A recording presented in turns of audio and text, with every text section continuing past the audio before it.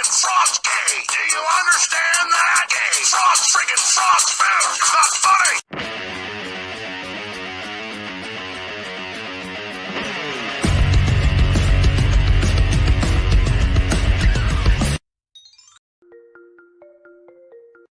Meet the women trying to catch one of Canada's most prolific romance scammers. His hard knocks childhood, his high-paying job, his Caribbean sailboat, that was all fake. But multiple Canadian women say what he took from them is very, very real, and they want vengeance. Everything he said was exactly what I wanted to hear. My heart just exploded. Her debit card was declined. She tried a second card. That didn't work either. Wonder why. 82% of romance fraud victims are female, but that number may be off since it's possible men are less likely to report. Let's talk about why that is at the end of this segment. He told her his name was actually Andre. Jody started calling him Dre. Dre? You mean like... It's the secret representing for the gangsters all across the world still. She Googled the name and found his picture with a single word across it. Beware. A 2013 Federal Trade Commission study found that participants who had experienced trauma, a death, a divorce, or a stressful career incident were more than 2.5 times more likely to experience fraud. Have you seen this man?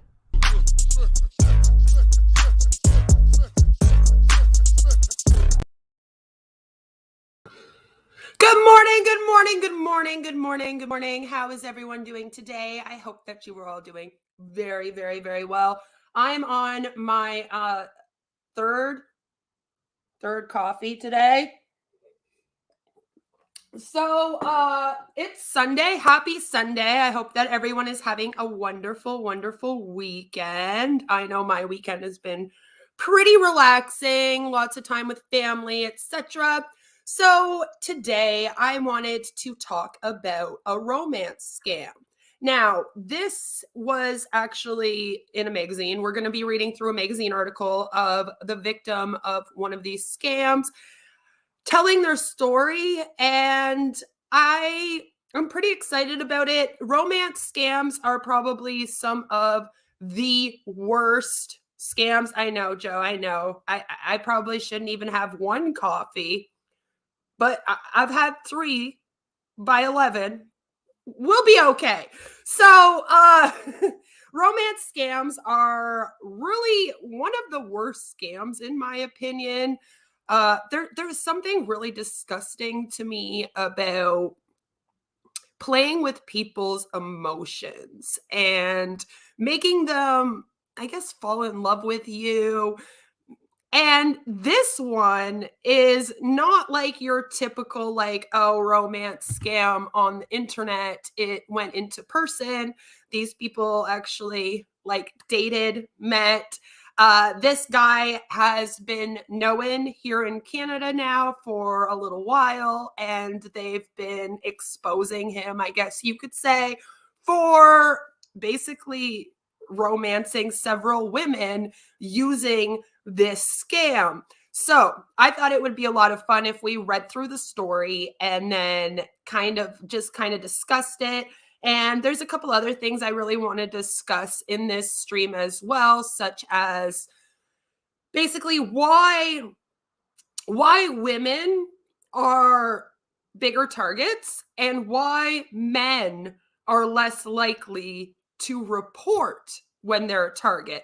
Because you see, it works the same with domestic violence statistics and basically all of the statistics out here.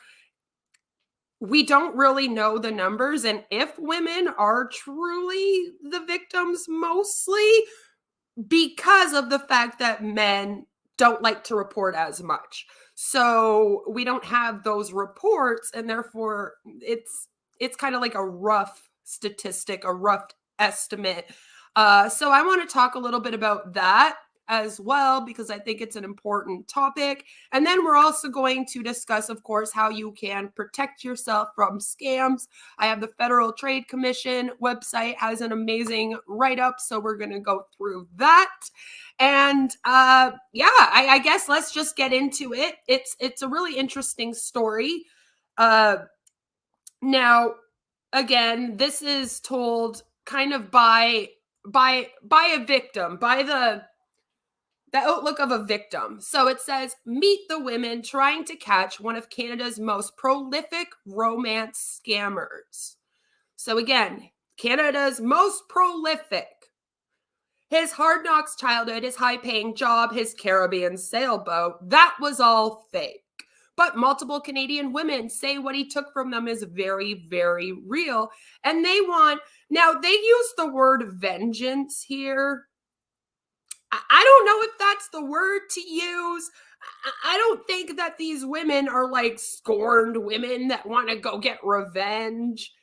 That's what I think when you say they want vengeance. I think they just want what was taken from them back. And that to me isn't necessarily getting revenge or vengeance, but hey, it's a fun way to sell magazines, I guess. Like most middle-aged women, dipping a toe back into the dating scene. Now, I'm middle-aged. I almost had to dip my toe back into the dating scene. I undipped it and ran back. I would hate to have to be like, yeah, justice would be a better word, Joe. That's what I mean, eh? It's like, I don't think they want vengeance. Yeah, they want justice for what was done to them. It's a bit different to me, a little bit different. But yeah, I would not want to be dating right now. It looks like hell, and it scares the crap out of me. So basically, Jody got onto Tinder because her lovely friend convinced her to. Thank that friend, Jody. They were hanging out, drinking wine. It was a few weeks into 2018, and Jody hadn't been on a date in more than 23 years. Now, Jody was married, so she had just gotten out of a difficult marriage, so she hadn't been on a date since, she went on a date with her husband before they got married. And so I just want to also bring up that the dating scene from 23 years ago versus the dating scene today, very friggin' different. 23 years ago, online dating wasn't acceptable. It was kind of a thing that everyone laughed at people for doing. Like, oh, what? You can't get a date in real life, so you got to date someone on the internet. Now it's something that everybody does. Like, it's just socially acceptable. Everyone dates. So when Jody was dating 23 years ago, she would not have been familiar with the whole online dating scene. She had probably never done it before in her entire life. You know what I mean? So she had bought a new house, lost a bunch of weight, and she's moving on with her life from the marriage. So, she's like, hey, girl, I want to hook up with the dude. What are you kids doing these days to hook up? And her friend's like, Tinder. Tinder's a great place. Yeah. So when she wasn't stressing over her long-term financial security, she was feeling optimistic and open to new possibilities. Her profile mentioned her love of camping and kayaking and included a link to her favorite country song, Meant to Be. So she is, fair to say, kind of a romantic, someone that believes in romance, The first guy she met was nice. I mean, that's good. If not exactly her dream man, not exactly her dream man, but he was nice. And things petered out after a couple of dates. So is the way it goes when you're dating. You might meet a few decent dudes, but they're just not the one that you want. And if you're looking to move on to the one, don't waste time. She remembers swiping right on Andy's profile a few days later. He was totally her type, in a baseball hat with a little bit of scruff and good teeth. I always look at teeth, says Jody, who is now 50 and works as a health information analyst. Good for her. That's a hard job. She was sitting in her home office in West Kelowna. I live in Canada and I still cannot say this word. Kelowna, BC, when she got a message from him. Ooh, I like your profile. Ooh. Turns out they had the same favorite song. You don't say! What a coincidence! And that felt just so promising, because why wouldn't it? How do you both have the same favorite song? Amazing. Especially that song. Amazing. They met at Starbucks, of course. Why didn't you go to Tim Hortons? I'm a Timmy's girl. Just saying. That afternoon, and engaged in the typical first date chit chat. She talked about her career, her dog, and he told her that he was moving back home to Canada after having spent the last decade in Vietnam. He was an engineer on offshore oil rigs and had apparently done well for himself.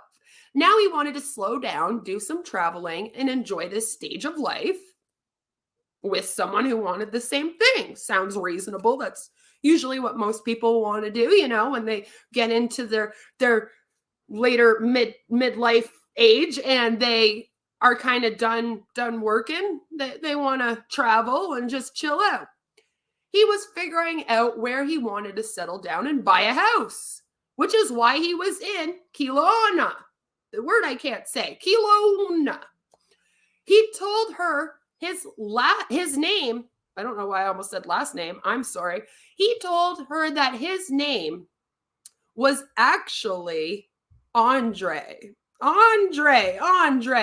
But Jody, good old Jody, she called him Dre. Like Dr. Dre. I'm not going to do the bit again. I already did it. So their second date was a movie the very next day, which I want to know who was the one making the second date the next day. I mean, even my husband and I, we had a couple days in between our dates. So I'm kind of like, was it him? And he was just like super eager, right? Or was it her? That would be interesting to know, like, who was making the dates. On date 3, he came to her place for dinner, and they talked for hours about their similar life experiences. He had also gotten out of a troubled marriage and had grown up with parents who were addicts. And that's a bit of trauma bonding, if you ask me. They discovered they both hated seafood and loved Mexican food. I think they meant to say food there. It just sounds so weird. They both hated seafood and loved Mexican food, right? He showed her photos of his fancy condo in Vietnam and his KTM motorcycle. Well, it wasn't a Harley, so that night, sitting together in her living room, Dre, told Jody he was falling for her. Big time. Of course he is after 3 dates. Everything he said was exactly what I wanted to hear, says Jody. You don't say! How amazing. Dre was super affectionate, something she hadn't experienced in years. Fair to say, if you're in a troubled marriage, you probably haven't. Just saying. So that's hard. That's hard because, yeah, if you were in a troubled marriage, you probably wouldn't have had affection. So the love bombing that this guy would have been doing would have been like that much more amazing to her. Maybe she wouldn't have seen it as love bombing as much. She would have just been kind of thankful, like it sounds like here as she's retelling the story, that she had someone that was just really affectionate towards her. That pisses me off. What an asshole. The first time he went to hold her hand, she was caught off guard. And when she explained that her ex had never done so, he said, wait for it, that he would never let hers go. I'll never let go, Jack. I'll never let go. Just, it's a little cringe. He met her mom and some of her friends.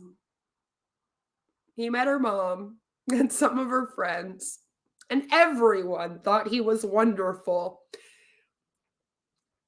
Yeah.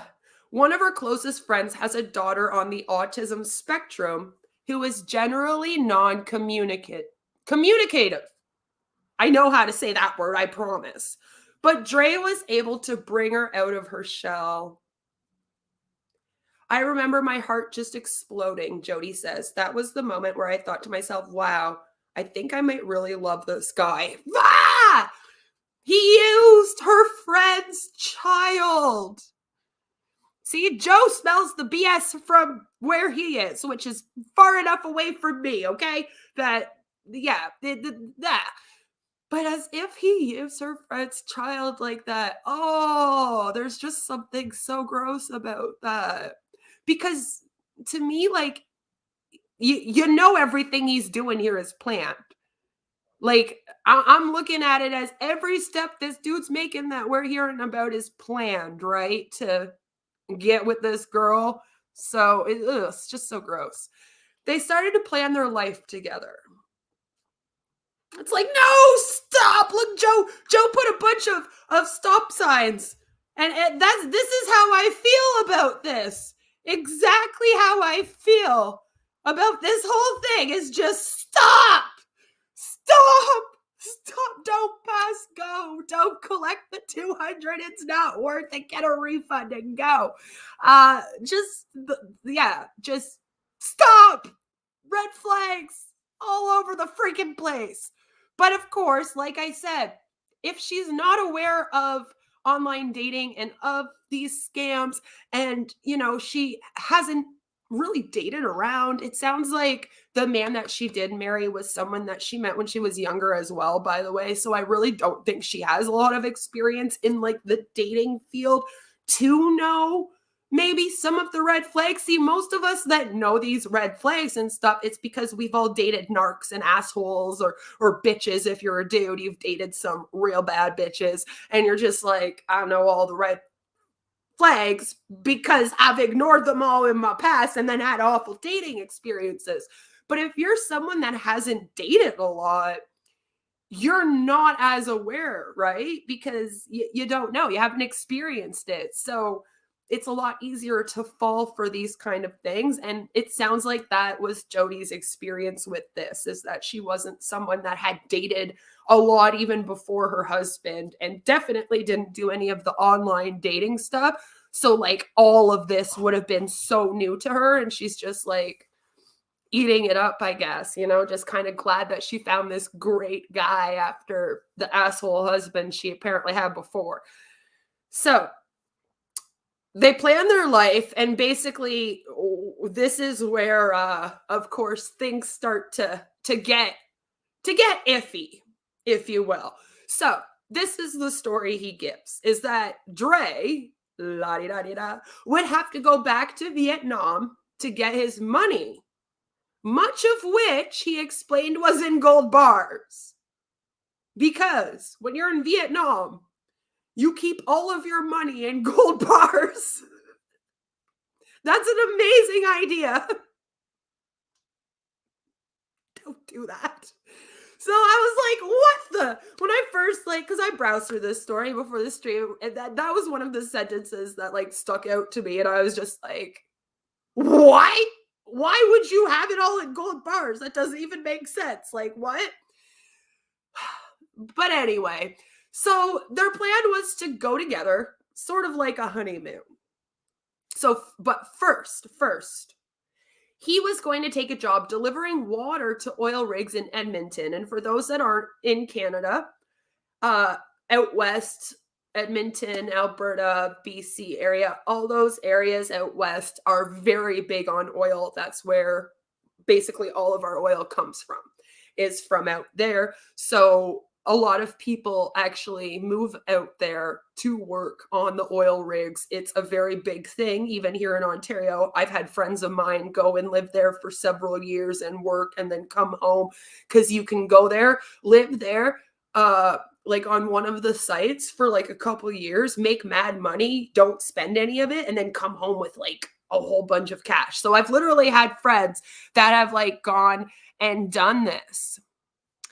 Yeah, see that? It sounds like her friend Joe is the one that kind of got her into this situation, because she was like, use Tinder, that's a great site. But I agree, her friend should have kept an eye out on this situation and how it was going, and been like, this guy is a little bit too good to be true. Always a red flag. So yeah, the whole like oil rigs thing, and him apparently having worked in that field in Vietnam and then coming here, that wouldn't have been so weird. That's not really a red flag. The part that's the red flag is the gold bars in Vietnam part. And how it's all of his money in gold bars. Like, he didn't just put away like a few gold bars. I know people with gold bars that keep gold bars for some reason. Some people, when you're rich, you like it. You get some gold bars, but they don't go put all their money in gold bars. They get like a couple of them just to have, and then the rest of their money is still money. So him putting like all of it in gold bars, that's weird. Just from someone who knows people that do the whole gold bar thing, you don't put it all in gold bars either.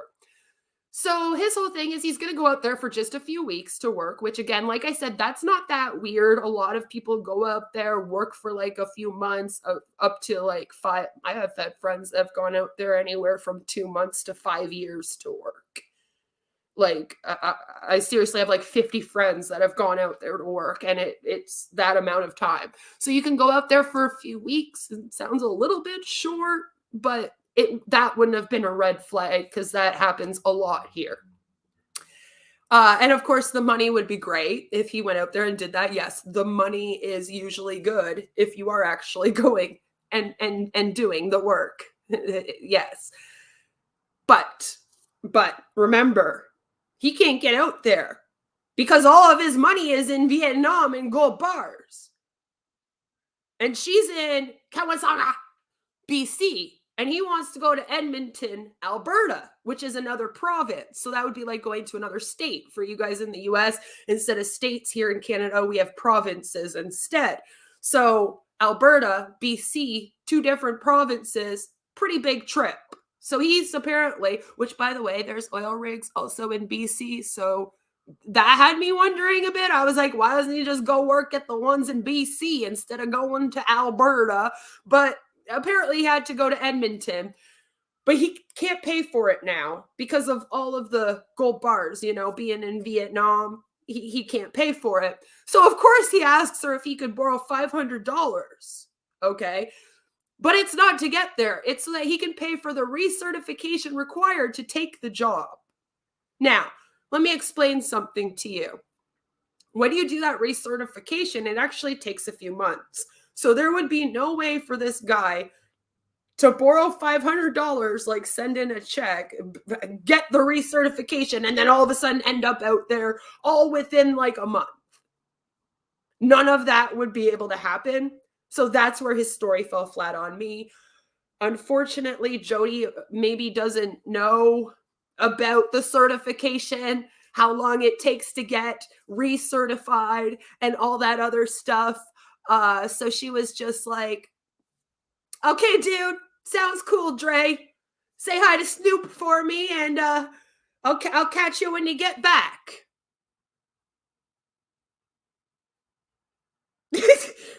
I guess. So, he's like, oh, well, thank you so much for giving me this $500. I'm going to pay you back as soon as I get access to those gold bars, A gold bar is worth 3 times that much. 3 times as much as $500? Usually to get a gold bar, you need at least 10,000. So now I'm just real confused, okay? Because no, a single gold bar is not $1,500. So, boy, you don't even know how much the gold bars are. Now I'm like, what's going on? But he has dozens of these $1,500 gold bars, don't you worry. And everything he's doing is for their future eventually, right? This is all going to pay off. So, just give me that $500. I'm just going to go apparently get a fake recertification where I just hand in $500 and they send me a a certified thing, like I'm getting certified at Monet or something. And then I'll just go out to Edmonton and work those rigs and I'll see you when I get home, babe. And she's like, all right, Dre, bye. And believes him. Everything he said was exactly what I wanted to hear. My heart just exploded. Romance scams are on the rise. Now, this is part of the reason why I wanted to do this stream today. And I had said like a few weeks ago, I was going to be doing a romance scam stream because apparently with the COVID, especially and the pandemic going on, romance scams have like skyrocketed. They're like everywhere right now, worse than they have ever been, worse than ever. So it's important that we kind of get this information out, make sure everybody's aware that this is a thing, and just to be careful for it. If anyone out there is dating, pay attention to this. If you happen to be a single woman or man, I'm throwing that in there every time, Chatelaine. Okay, I see your sexism. Over 40 with a social media account or dating profile. You probably know that already because you've probably had 500 million catfishes come and try. Recently, I was chatting with a friend who fits that description. She told me that weeding out scammers is just another reality of dating these days, right up there with fielding D-pics. Because every girl loves it when she's just chilling, and then all of a sudden she looks down on her phone and that's what she sees. Stop doing that. There are the gross guys who want to turn you into a blow-up doll, she said, and there are the nice ones who just want you to send them money. Lovely. If she's exaggerating, it's only by a bit. Of course, con men and women. Oh, look! Chatelaine, you did it! You did it! Have been faking love for financial gain for centuries. It's true. It's been, I'm pretty sure that catfishing and faking love has been a thing forever. I'm sure even before we had media or anything, there were people that were faking love just for financial gain. There is even some rumors that technically marriage was created for the financial gain. So, I mean, yeah, that's been happening for centuries. But like many forms of fraudsters, phony Romeos are thriving in the digital era. Phony Juliets too there, Chatelaine. Where you don't even have to meet your mark in person or live on the same continent to take them for all they're worth. According to the most recent numbers from the Canadian Anti-Fraud Centre, romance fraud cost Canadians $26.7 million in 2018. It's a fucking lot. And that's more than any other form of fraud in terms of monetary losses. So that's the other thing. It seems like in terms of all of the scams, the romance scam is the one that takes people for the most money. And I think that that's because the romance scam very much depends on people playing with people's emotions. And when that, getting personal and emotions get involved, it's easier to take advantage of people. It's also an extremely low estimate, right? Because the CAFC and the FBI believe that only between 5 and 15% of fraud victims contact the authorities, meaning the actual damage is far greater, both from a financial and psychological perspective. Another reason why I do these videos, please report these. Please report it. I hate seeing numbers that only between 5 and 15% of fraud victims contact the authorities to report. That makes me so sad. And the other thing is, if we don't report these, then we can't learn more about them. We can't stop them. So please report if you are scammed. We're going to talk at the end of this video how you can report this scam specifically. And I always, at the end of my scam videos, talk about how to report them because it is so important that they get reported. People have so much shame around being conned. And this is coming from Lizanne Roy Beauchamp, a spokesperson for the CAFC. Unlike a lot of crimes, she says, the attitude with fraud is often less you were victimized and more you fell victim. Given the highly personal nature of romance scams, it makes sense that this particular subclass of scammy may experience the stigma most acutely. Admit it. If you don't have a personal experience with these types of crimes, you probably harbor some unflattering opinions about the women and men who fall for them. They must not be very smart or are extremely reckless or just so desperate for a man or woman that they're willing to overlook the obvious. In reality, this is not the case, says Monica Whitty, a psychologist at the University of Melbourne, who has published papers on romance scams and cyber security. Those myths are actually part of the problem, since they can create a false sense of imperviousness. It also makes it so that people think, oh, I'm highly intelligent, I'll never fall for this. And then guess what? Those are the exact people that fall for them. Under the right circumstances, almost anyone can fall prey to romance fraud. But the most common victims are well-educated women in their late 40s, 50s, and 60s. The FBI estimates that 82% of victims are female.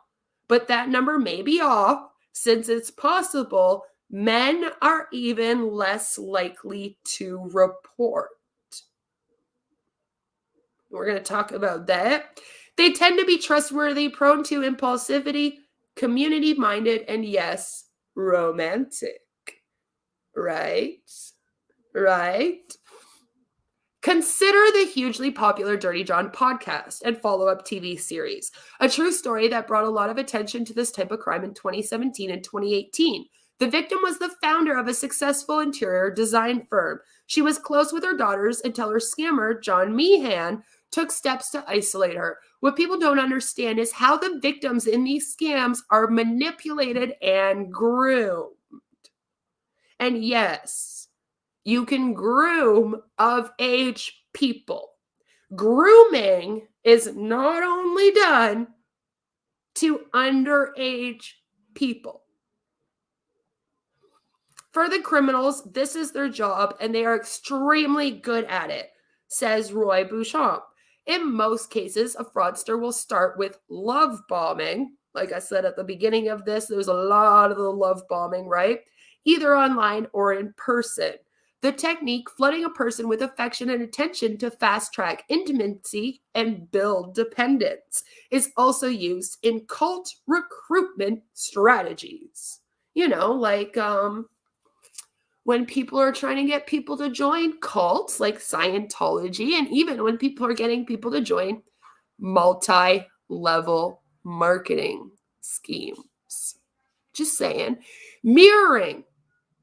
Reflecting a person's experiences, likes and dislikes. Like, oh yeah, that's my favorite song too. I love that country song. Probably never heard it before in his life. Just saying. Is another effective tool for creating the illusion of having found one's other half. So remember at the beginning of this, she stated that Dre said that he also grew up with addicts as parents. So of course they probably had a conversation in which she disclosed that to him. And then he goes, oh yeah, me too. And does the mirroring, which then of course, like I said, can also lead to a bit of trauma bonding. And then, you know, they're going to get taken by the scammer even more then. This is the other way that social media has changed the romance scam racket. To a con man, your Facebook page provides an invaluable cheat sheet. All right?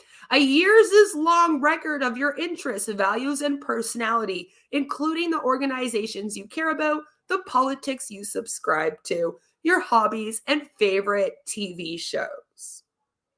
So suddenly, you're not just meeting some guy. You're meeting a fellow right-of-center Christian and outdoor enthusiast who also loves dogs or basket weaving or your favorite country song. Right? Jody and Dre had been dating for a month when he left to take the job in Edmonton. A whole month. He told her he would miss her every moment he was gone. I'm sure he did. A few days later, he called to say he'd had chest pains, and a doctor told him he should return to Kelowna to recover. Because apparently Edmonton does not have one of the best medical centers in all of Canada. By the way, it does. And so he needs to return to BC. I'm just throwing that out there, by the way. Looking back, Jody believes this was just another layer of manipulation. My dad died of a heart attack, so he knew that was a thing for me, she says. Dre came back and planted himself on her couch. Cool. Everything would be fine with the job, he assured her. Okay. He had subcontracted the first part of one of his guys and was still earning a cut. Awesome. And then he returned to Edmonton about a week later, and he was in touch constantly, inundating Jody with emailed copies of invoices and timesheets and getting her to input the information into an Excel document. So basically, he's also now having her do his book work, which is exactly what these guys do, says Whitty. From a psychological perspective, we've only got so many cognitive resources to process new information.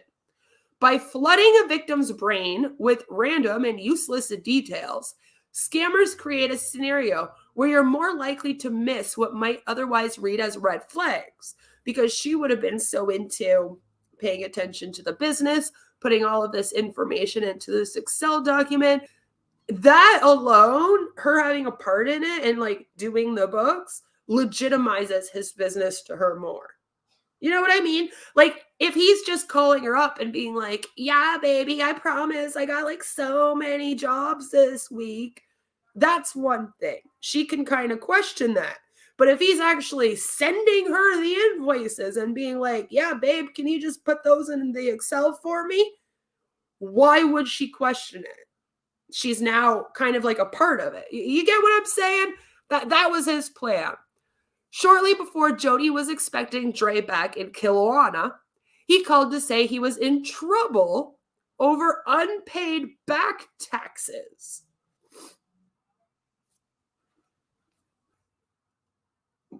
From when? From when? I thought you were in Vietnam. You were in Vietnam. You just came back to Canada. How did you get unpaid back taxes, sir? And what happened to the gold bars? Well, why are we not paying our taxes if we got all dozens of gold bars in our safe in Vietnam? I'm very confused as to how these unpaid back taxes exist. He has a big check to cash from the Edmonton job. A little more than $49,000. All right. So here's the thing. He's going to give her back the money, guys. He's going to give her back the money. See? Vietnam taxes on the gold bars. Do you think, like, is it Vietnam's back taxes? Like, I'm like, dude, apparently you weren't even in Canada. So back taxes for not living here? I'm confused. He like comes back for a few months and the government's like, you owe us years of taxes. It's like, that's not how it works. We are not Vietnam. That might happen in Vietnam, but it's not going to happen here. I don't know what's going on, you know? Oh, Freddie. Freddie says, who can I call? My wife has taken me for hundreds of thousands over the past 31 years. Call your wife. Call your wife and say, thank you, babe. I love you. But like, I just, Jesus Christ. That one bugs me a bit. I'm like, come on, Jody, come on. Come on, Jody. You should have known this one. I'm sorry if that clap was like super loud. I keep forgetting that I have a real microphone now and that I'm blowing everybody's eardrums all the time. So, of course, if he puts this $49,000 into his bank account, the government's going to take it because even though he was living in Vietnam for years before the last few months, he apparently has back taxes here in Canada. So without any of this money, by the way, this $49,000, he also can't pay his subcontractors, of course. They wouldn't be able to go on their trip to Vietnam either. But don't worry, guys. Don't worry. Dre has the solution for Jody, okay? Maybe he could have his employer make the check out to Jody, okay? And then Jody could deposit it into her account. I mean, it wouldn't be that big of a deal. Jody's already helping work in the books, right? I mean, Jody does the invoices. She puts all the invoices on the Excel sheet. So, I mean, it's not that big of a deal. I mean, that's why he kind of got her involved to begin with, right? So, we'll just do that. All right, Jody, I'm just going to get my employer to put it in your name, and then we're going to put it in your account. Okay, Jody? Is it legal? Of course it's legal. Of course. Like, we're both going to be on the checks, Jody. You helped me do the Excel sheets. Like, what do you mean? Why wouldn't it be legal? Don't even ask questions like that. You're silly. I mean, isn't that what you want? You want us to be together forever, right? And run this business together. So just come on, hurry up and do it. They were on FaceTime when Dre deposited the check into Jody's business account and then asked her to transfer him $19,500. To this day, poor Jody doesn't get why her bank didn't put a hold on it.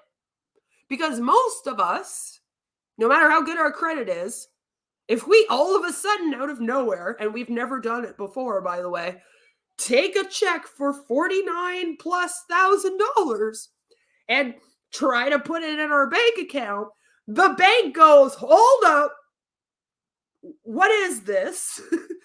Where is this coming from? And they usually, at the very minimum, put it on a hold for anywhere from 3 to 5 days.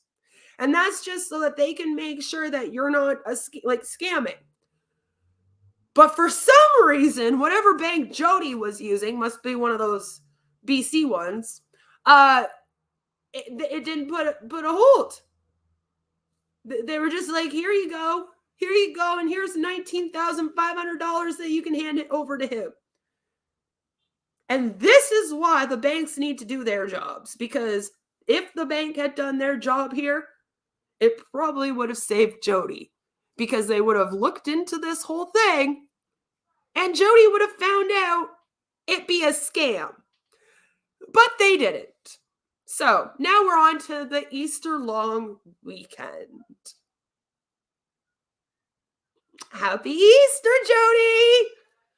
Happy Easter, Dre! That same afternoon, Jody was flying to Vegas for a wedding. For 3 days, she spent time with old friends and family, danced, and got tipsy. And of course, she told everyone about her new boyfriend who was taking her on a trip to Vietnam in 2 weeks. Now they've actually booked the time off for this trip. Right? The trip's planned. Everything's all good. The money went in the account. She handed him over like 20 grand. We good to go. People said I was glowing, she recalls. After she got home, she drove to the grocery store. She's like, yeah, we just need some groceries for the next 2 weeks, and then we're going to Vietnam. Trey would be back in a few hours, and she wanted to have dinner ready. Of course. Us women do that. A lot. That's almost every day to me. At the checkout, her debit card was declined. Well, that's weird. I know I just put $49,000 in my account. I only gave him not even 20. So I should still have a good 20 in my account now. I know I got this, so hold on. Let me pay for them groceries again. I'll use another card, though. Second card doesn't work either. Okay, well, now I got no cards left. I don't know what to do. So she calls a friend who agrees to send her some money. And while Jody was standing there at the cash register, waiting for her friend to transfer her money for a grocery order that was probably no more than $200, she started to connect the dots. And her stomach started to sink, and her heart was in it. When she got home, she sat down at the computer and brought up her banking information, which confirmed what she suspected, and that is that Dre's check had bounced. And now poor Jody is $20,000 in overdraft.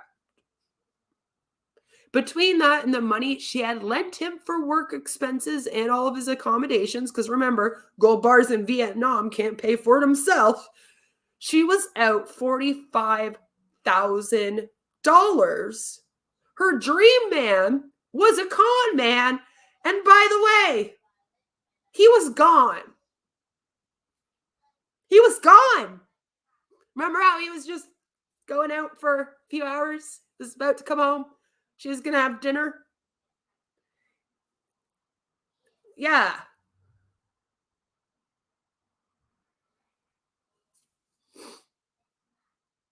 Where'd he go? Well, on that same weekend that Jody was in Vegas, you see, Rosie, who this is a fake name because this poor girl's like, please don't even use my first real name, was boarding a train in Vancouver. The 48-year-old nurse and wellness professional met Andre in the bar car one night while having a drink with some women she had met on board. He was confident and gregarious. Ooh, that's a word used to describe a man, right? He talked about working on the oil rigs in Asia. In Asia. Yeah, Dre? Asia? Well, you would think this guy traveled his whole life just everywhere, wouldn't you? Now they're in Asia.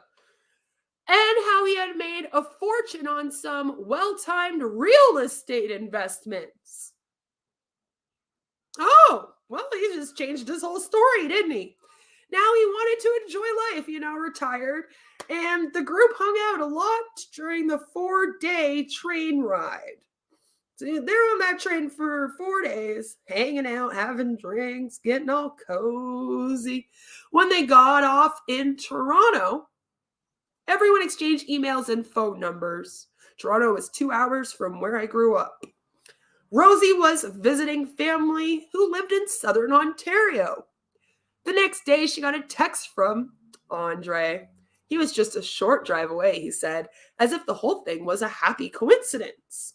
Maybe they should get together for coffee. And this dude really likes Starbucks. So they met at Starbucks in the lobby of the Sheraton, where he said he was staying. I've been in there. I've been to that Sheraton. And in that Starbucks. Oh, God. Rosie was going through a rough patch in her marriage at the time. He's still married, though, Rosie. Is that why you didn't want your first name out? I'm just wondering. I'm just wondering. Milk the first cow dry, working on the second. That's pretty much what's going on. I mean, this dude is just a complete...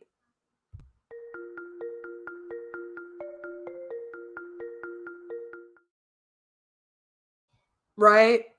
He's a complete catfish. Just working on the, and the thing is that when they're on this train, he technically he hasn't left the other one yet when this is all going on, right? like there's an overlap here. This was when she was at that wedding. So like a couple weeks before. Hello, hairspray guy. Been catfished twice. I am very sorry. It really does suck. I kind of got catfished, but I dodged the bullet. So it wasn't that bad. So remember, she though is at that wedding when this 4-day train travel and Starbucks Sheridan coffee visit was had. So she's still married, going through a rough patch. She was also in the middle of a career change and had traveled to Ontario to visit her aunt and uncle after her cousin had died tragically. I'm so sorry. Andre had his own sob story about how his parents were addicts. So I guess he's keeping with the same sob story, and how he lived on his own as a teenager. One sec, guys.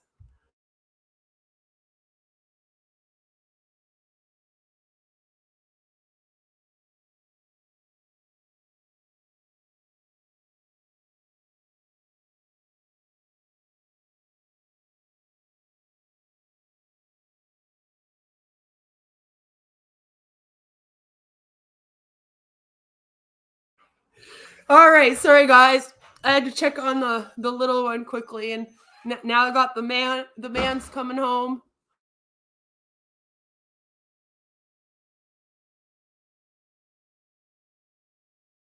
Everything's happening at my house now.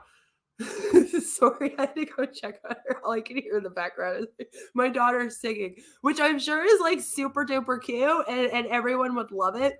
Hi, Pog, I miss you. But yeah, it probably gets a little bit annoying in the background while I'm reading through this. So I just wanted to go and be like, sweetie, you're being really loud. Mommy's got to close your door. And then the husband came home. So okay, hold on. Where were we? Oh yes. We were talking about how he has not changed his miraculous sob story. Hello, gorgeous. Rewinding to watch from the beginning. Thank you. Did he bring you coffee? I really hope not, Joe. I don't need any more. Let's not do that. So he's still keeping his like sob story about how his parents were addicts and apparently he left as a teenager. And hey, I relate because I have a similar upbringing. My parents drank. I had to move out of my house at 17 years old. It's quite the story, except I've never gone around telling it to people to then try to steal thousands and thousands of dollars from them. So unfortunately, Dre and I don't have that in common. But there's something like kind of gross too about bringing up your sob story like over and over. Like, you know, it's like I feel like when he's doing that with these women, he is trying to trauma bond with them. There's no other excuse for why you would give your sob story.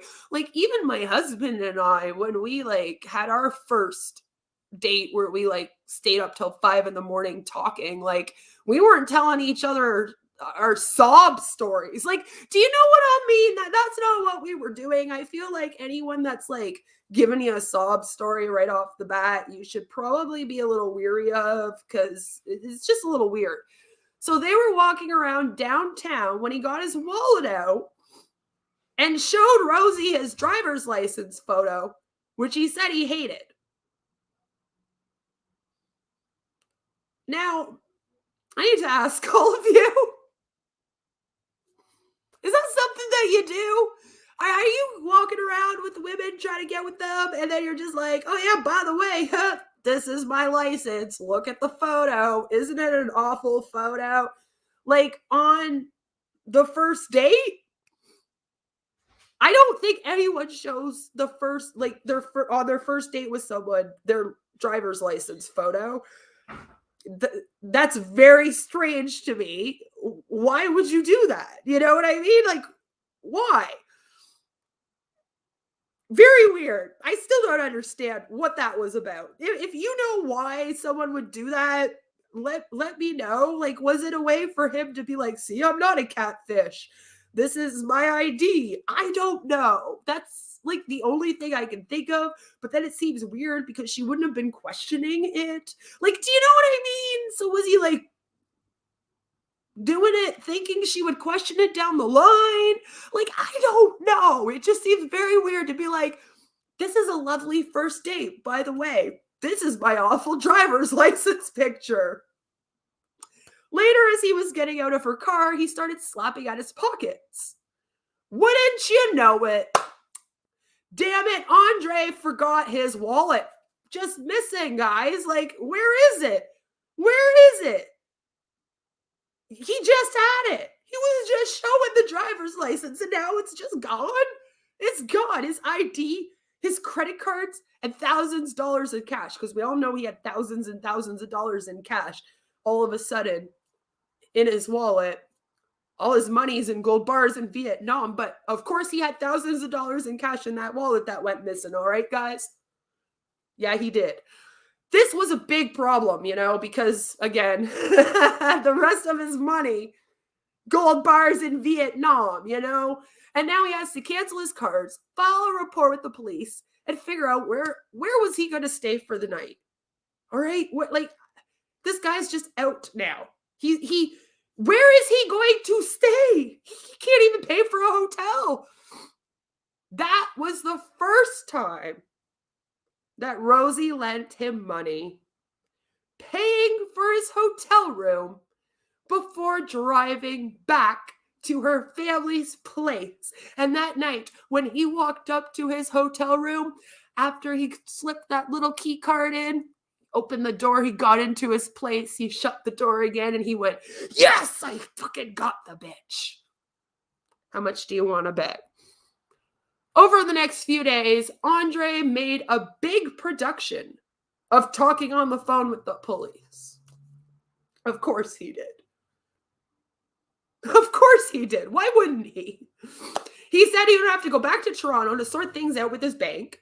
Rosie lent him money for the bus. Rosie, don't do it. 2 nights later, she went to the casino with her brother and won $5,200 on the slot. Did you tell? No, Rosie, no. Andre called shortly after and she told him about her winnings. Rosie, why? Why are you doing us like this? Why would you tell him? Why? He was calling, he said, because he had decided to come back to see her. Wow, Rosie, after you won that $5,200 on the slots, I can't stop thinking about you.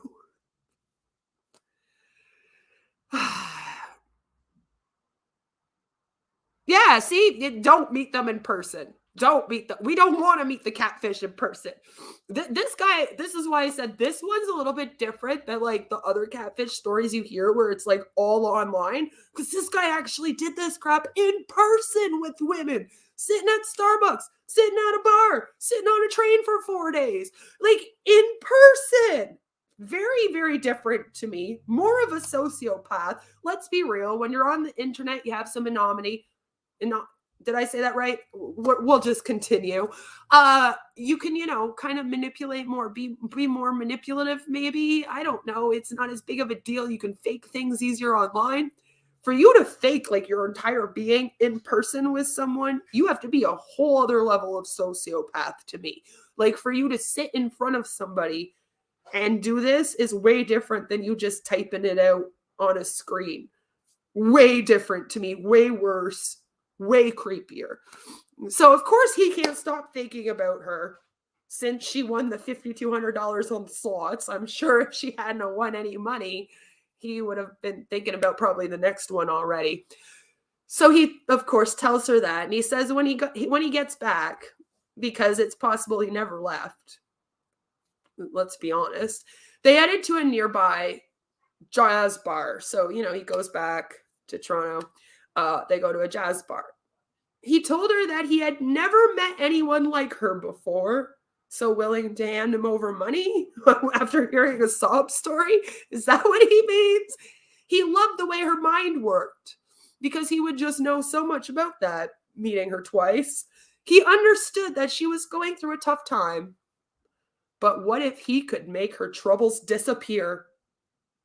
What if? He offered to pay off. Now, listen to this. This part has to be like, wait a minute.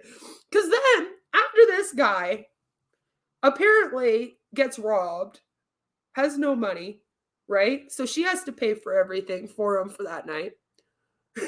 So he's robbed, has no money, has nothing. But then he turns around and he offers to pay off her half of the mortgage. And she is like, well, bitch, where was that money when you needed your hotel room the other night? Like, just, wondering. Because that would have been my first thought would have been like, oh, you could pay off my mortgage, but you couldn't pay for your motel when you got robbed a couple weeks ago? Like, what do you mean, sir? But anyway, he offered to pay it. He had a boat apparently that was just sitting in the Caribbean. Like I said, this guy's just traveled everywhere from Asia, Vietnam, Caribbean. We got BC, Edmonton, Toronto. He's just all over the place, okay? She could work from her laptop, by the way. Well, they lived like one of those couples in a Freedom 55 commercial, because that's every woman's dream that's in her 40s. As they toasted her windfall, Rosie allowed herself to imagine the life Andre was describing, even if she was the one paying for their drinks. But remember, he's going to pay off her half of the mortgage. So I guess she can pay for the drinks for the night. None of that makes sense. Rosie. Oh, Rosie. My girl. I do. I feel bad for Rosie with this story, because I'm just like, poor Rosie. And then I keep picturing her as Rose from 2.5 Men. I can't help it. I'm just saying. Rosie and Andre spent 3 days and 2 nights together in Southern Ontario, all on her dime. He needs to save up that money to pay off her half of the mortgage, When she returned to BC, he texted her several times a day. He would come to see her soon. But first, he needed to fly to Singapore to meet with his accountant, and then to Vietnam, of course, to go get that gold. It's still waiting for him. She wired him funds to pay for his travel visa. Is that mortgage money still? No? Okay. And then she paid for his bus fare from Toronto to Montreal, which I'm going to be honest, that's like a $30 bus. It's still kind of, which, if anything, makes you wonder even more why he couldn't pay for it. It doesn't cost a lot to get from Toronto to Montreal. If the dude couldn't even pay for that, he ain't paying for your half of the mortgage so you can go on a trip and go live on a boat in the Caribbean. I'm just saying, okay? I'm just saying. And then he had to fly out of Montreal because the flights out of Toronto went through the U.S. And he wasn't allowed into the States because he had taken the rap for his ex's DUI charge.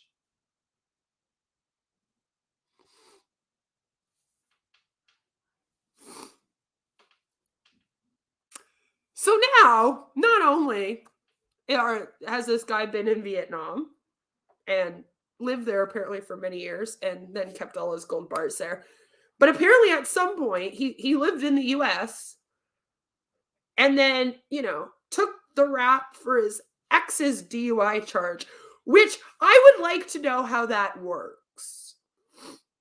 Because I gotta be real with you. I don't know, maybe the US is different. Maybe Joe and Hairspray guy here can help me out. I don't know.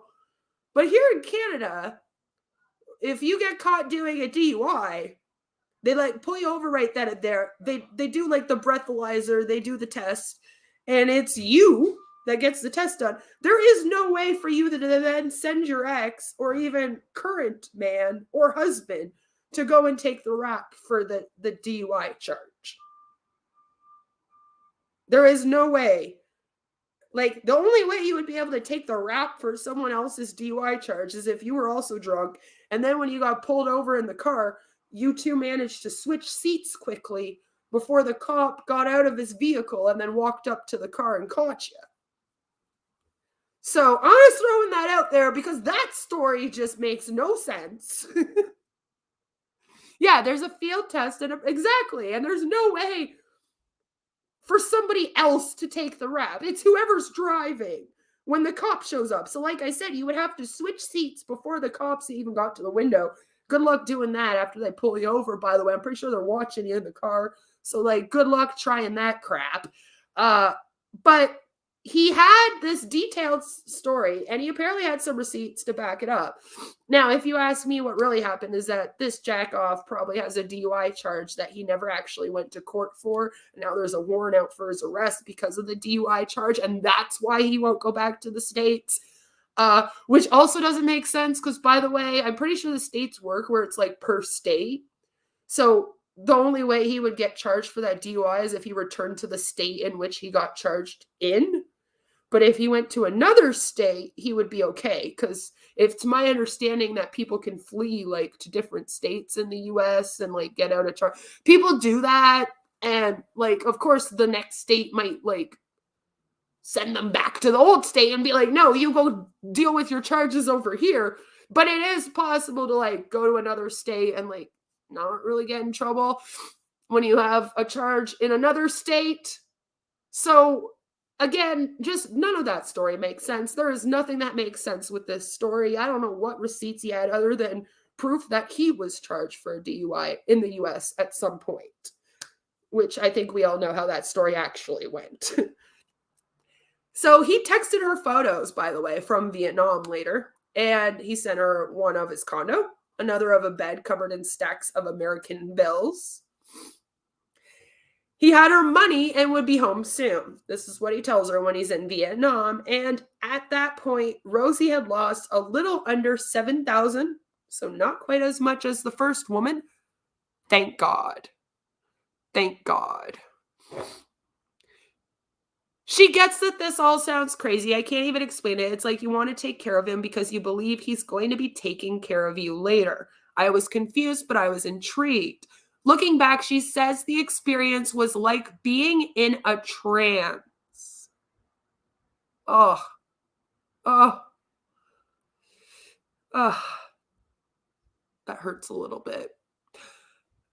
I get that. I think I get that. The being manipulated trance, it can be a thing, especially if you're like into the guy, you think he's cute and charming, and I can kind of see it. That is more or less an accurate assessment, says Whitty. Part of being in a trance is being focused purely on one thing, which is why romance scammers work to isolate their victims. And of course, the one thing that you're always focused with is having this amazing life with this person. If you have a goal of wanting to be with this person and having this amazing life with this person, it makes sense that you would maybe ignore some of the red flags or things that don't add up because you're just so concentrated on the good things, the love bombing, and wanting to be with the dude on a boat in the Caribbean after he pays off his mortgage, even though he can't pay for drinks right now. Just saying. So the other thing is that they seek out individuals who are already isolated. Of course, if you are somebody with a lot of friends and family who are going to help you see the scam, like, he's probably not going to try to get you as much. Now, what gets me about this girl is that she was sitting with a group of friends on the train when he first approached her, but of course they weren't there the whole time, right? After that, he gets the girl on her own for the dates. I mean, you're not going to go on double dates. He's going to get her on her own. But he's a gutsy dude. He's a gutsy dude because he will pick out one girl in a group of girls. And that tells me he's a gutsy catfish dude, all right? A Federal Trade Commission survey from 2013 found that participants who had experienced trauma, so a death, a divorce, which is the case of these women, like Rosie was apparently going through troubles in her marriage, so, you know, maybe she was on the verge of getting a divorce. The last woman, Jody, she had just gotten divorced out of a 23-year marriage, or a stressful career incident, which is something that these women were also going through, is switching careers, trying to figure out like how they were going to support themselves. You know, Jody, after her divorce, it sounds like Rosie was kind of moving around trying to find out what career she wanted. And within the previous 24 months, and were more than 2.5 times as likely to have experienced fraud than those who have not experienced a death, a divorce, a stressful career incident, or some kind of trauma. So if you have trauma, you are 2.5 times more likely to experience fraud. And like it says, Rosie was dealing with all 3 of these things. It was only when she was back in BC that her brain started to sort everything out. Which makes sense, because then she's not near the guy anymore. He's not really love bombing her. He's not like hitting her up as much, probably. And she can kind of be like, wait, what just happened? What was I just doing? I just paid for some dude's drinks all night while he was telling me he was going to pay off my mortgage. That makes no sense. One night she had a dream and woke up with a very strong sense of what was going on. Ooh, a dream. She texted Andre the dream that ended the nightmare. Dun, dun, dun. Sorry, I had to. She told Andre, I know what you're up to. I figured you out. But the number was out of service. His WhatsApp had disappeared. This guy is just poof, gone. And all of the traces of this dude just disappeared. Like he never existed. He was never around. Again, 82% of romance fraud victims are female, but that number may be off since it's possible men are less likely to report. So, let's talk. Who is Marcel Andre Vator? Who is this man? Who is he? Because I think he's just kind of a...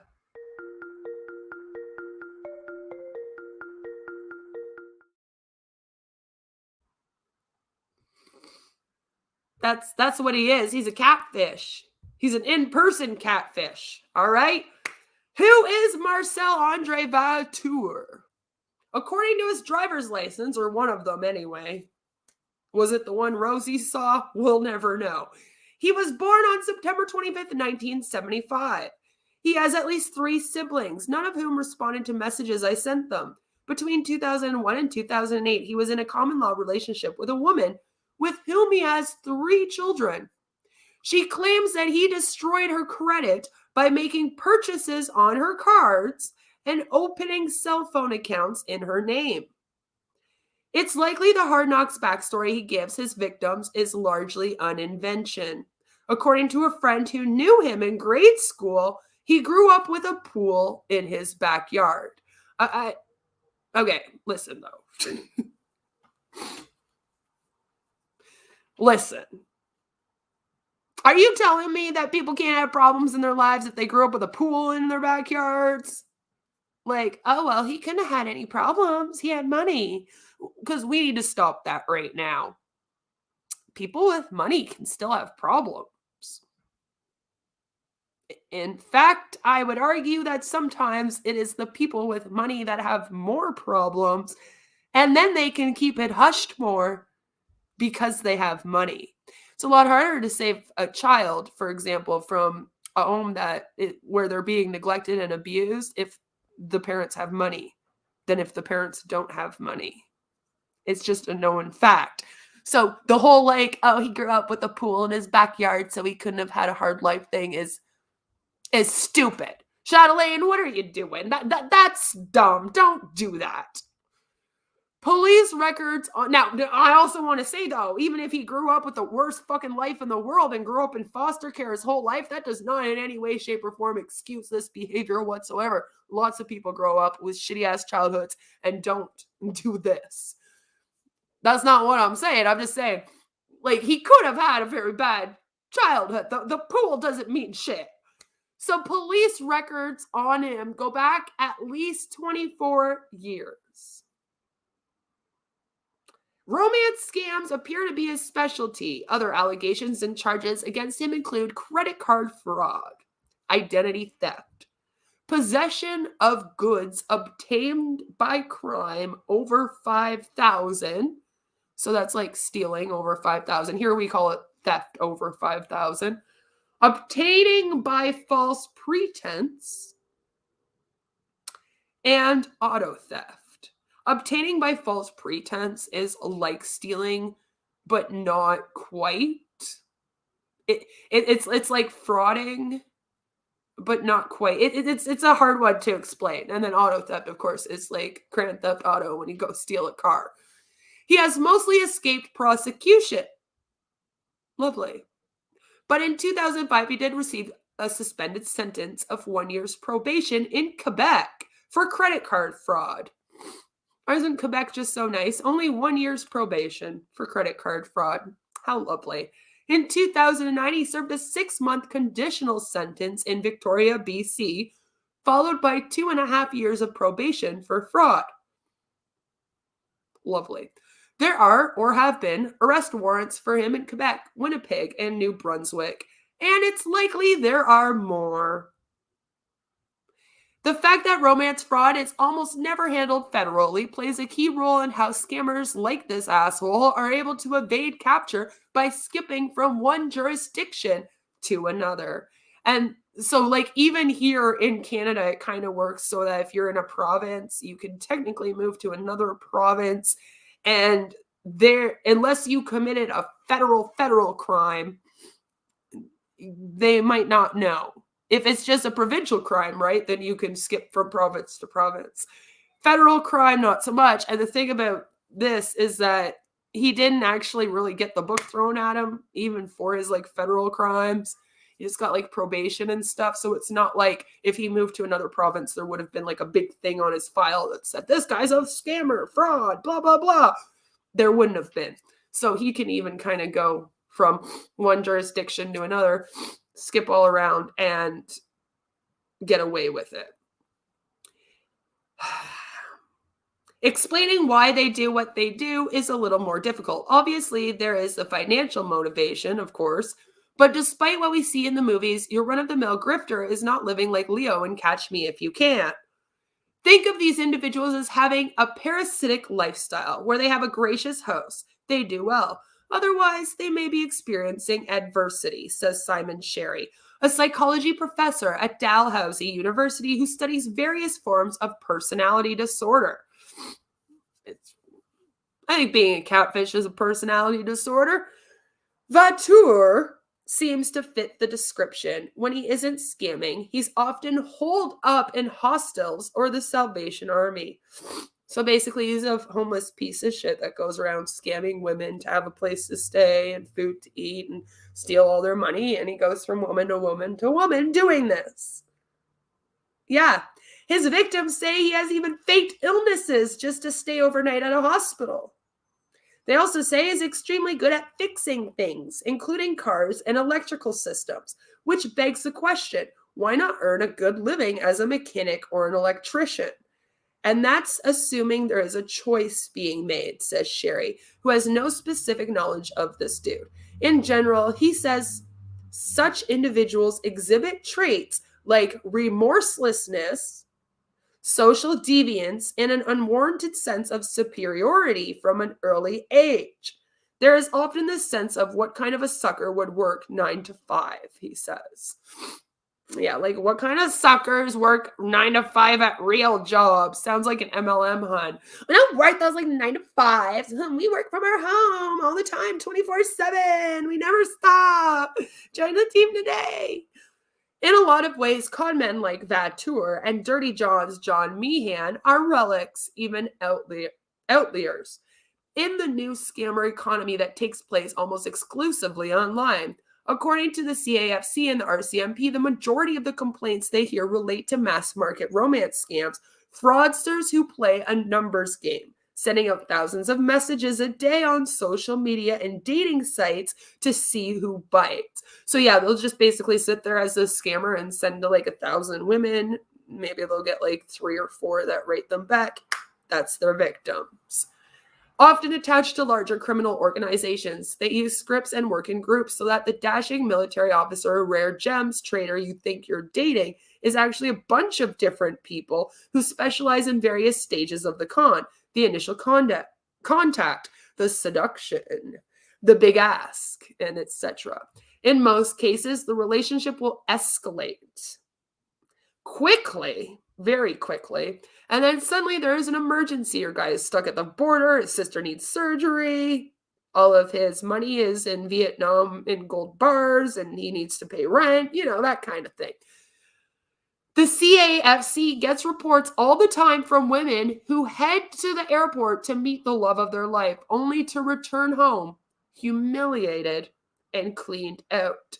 And still a scam may continue. The guy will make up an excuse for why he didn't arrive, or he will admit that, yes, this started off as a scam, but now I truly am in love with you. I was going to scam you, you see, and I couldn't show up at the airport because as I was on the plane and I was going to get ready to go on the plane, I'm at the airport and I'm getting on the plane, I thought to myself, I really love this woman. I don't want to scam her. Really? That can't work. Please tell me that doesn't. Someone, don't fall for that. Concerned relatives and friends often call the CAFC, saying that the victim can't or won't believe what seems obvious, which simply reflects the power of the manipulation. As always, it's always easy for people on the outside to look in on a situation and go, how can that person be taken? What an idiot. But when you're in the situation, you're manipulated. These people are very manipulative. Don't judge people for being manipulated.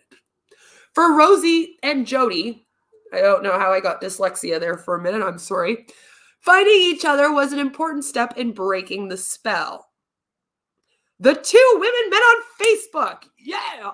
After Rosie came across an account Vator had created while he was with Jody. After exchanging messages, they started talking on the phone and found that the similarities in their stories were glaring. Basically, they were the exact same. It would have been the exact same. Both had heard tall tales about gold bars in Vietnam and fancy homes and boats in the Caribbean. Both had seen the same photo of the bed covered in American cash. I bet you just got that off Google. It was surreal and also therapeutic, says Jody. It's one thing to tell yourself that it wasn't your fault. These guys are predators. But meeting Rosie, it was like, okay, here is a smart, capable woman who fell for the same thing. Investigating Vator became their shared passion project. They would check in every few days, giving each other assignments. Jody traced the phony check that he had deposited into her account. Rosie spoke with the members of Vator's family in Quebec and New Brunswick. They learned a lot about their scammer, but nothing about his whereabouts. I mean, I'm sure his family gave up on trying to figure out his whereabouts. It sounds like he moves a lot. We had almost given up. See, you almost gave up. But then we heard from Andrea. Andrea! And Andrea changes everything, you see.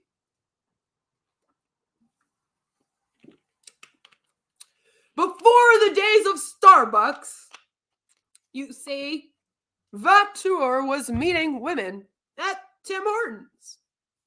I said I'm more of a Timmy's girl. He used to be more of a Timmy's guy.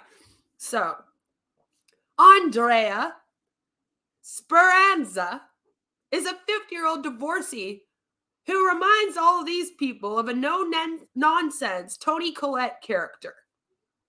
When she met Vator at a Tim Hortons in Halifax, 3 months after he had scammed Jody. What? It was after? Okay, so he goes to Starbucks where there's $5 coffees, I guess, at the beginning of the scam.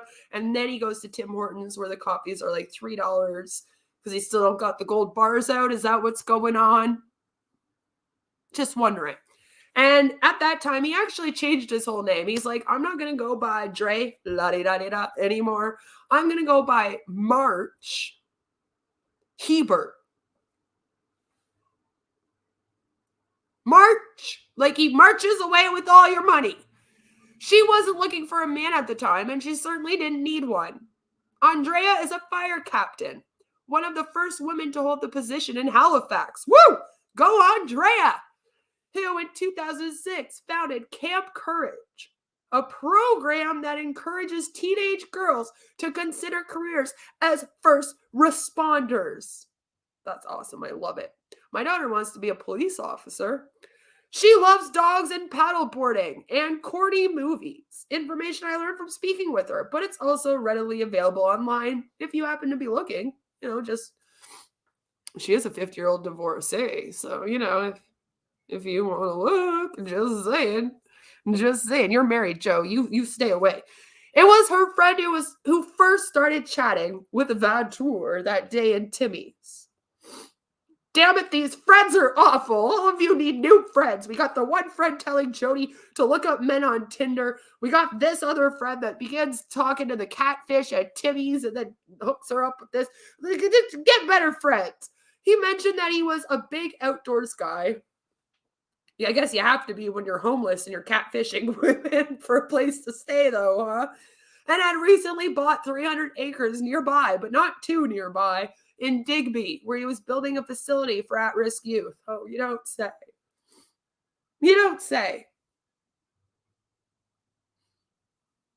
How convenient that he's also, into making facilities for at-risk youth. Right? By the time he left, my friend was like, oh my God, could this guy be any more perfect for you? A little too perfect, huh, Andrea? A little too perfect. They ran into each other a few days later at a local park and campground, a community hangout where Vator was living. Because, rich people often live at community hangouts. All those gold bars still stuck in Vietnam. He showed her his fancy trailer, which was not actually his fancy trailer. Not actually his. I bet you it's not even his at all.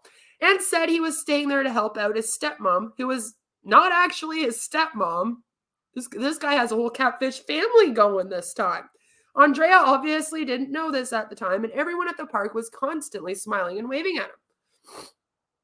Hey, March! So, she's like, he's such a good guy. Everyone seems to really like him and be waving to him at the campground all the time. Their first date was a walk in the park, literally. They were at a park and campground. Great writing, Chatelaine. Good job. Vator casually mentioned that his Crohn's disease, and so now he has Crohn's disease, just like that, sometimes held him back from physical activity, which is why he likes living at the campground. He was extremely attentive and an amazing listener. Of course he was. About a month in, he asked her if they were boyfriend and girlfriend. Andrea said she wasn't much into labels, but quietly felt excited about the future. When Vator said he had a medical emergency relating to his Crohn's, oh, yeah, of course, that's why he has Crohn's, so that he can have medical emergencies and need money. Yeah. She lent him $1,500. Then $500 more, when it turned out the medication he needed was more expensive than he thought. Who knew? Listen.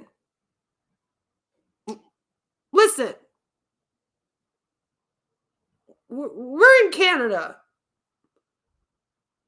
We don't pay for meds like they do in the States. So what medication was this dude on where he needed $1,500 and then $500 more? I don't know a medication that's that much here. I'm just saying. And he needed another $2,000 after that for a second dose. I'm pretty sure this dude's on heroin. Okay, he's not taking meds for Crohn's disease. We don't have to pay for that here. I got a couple friends with Crohn's disease. They're not paying for their meds. I'm just throwing that out, okay? If you met at Tim Hortons, you still in Canada, sir. You're not in the US getting this medical treatment, so I don't know. And then he couldn't access his own money because his gold bars are in Vietnam. Oh no, because his backpack had been stolen. I guess he's just carrying the gold bars around in his backpack now. What's going on with that? We don't know. Are the gold bars still in Vietnam? Who knows? He claimed he spent a day in the hospital recovering from the emergency. Only a day? What an emergency it must have been. But Andrea was working a 24-hour shift at the time, so she had no way of knowing.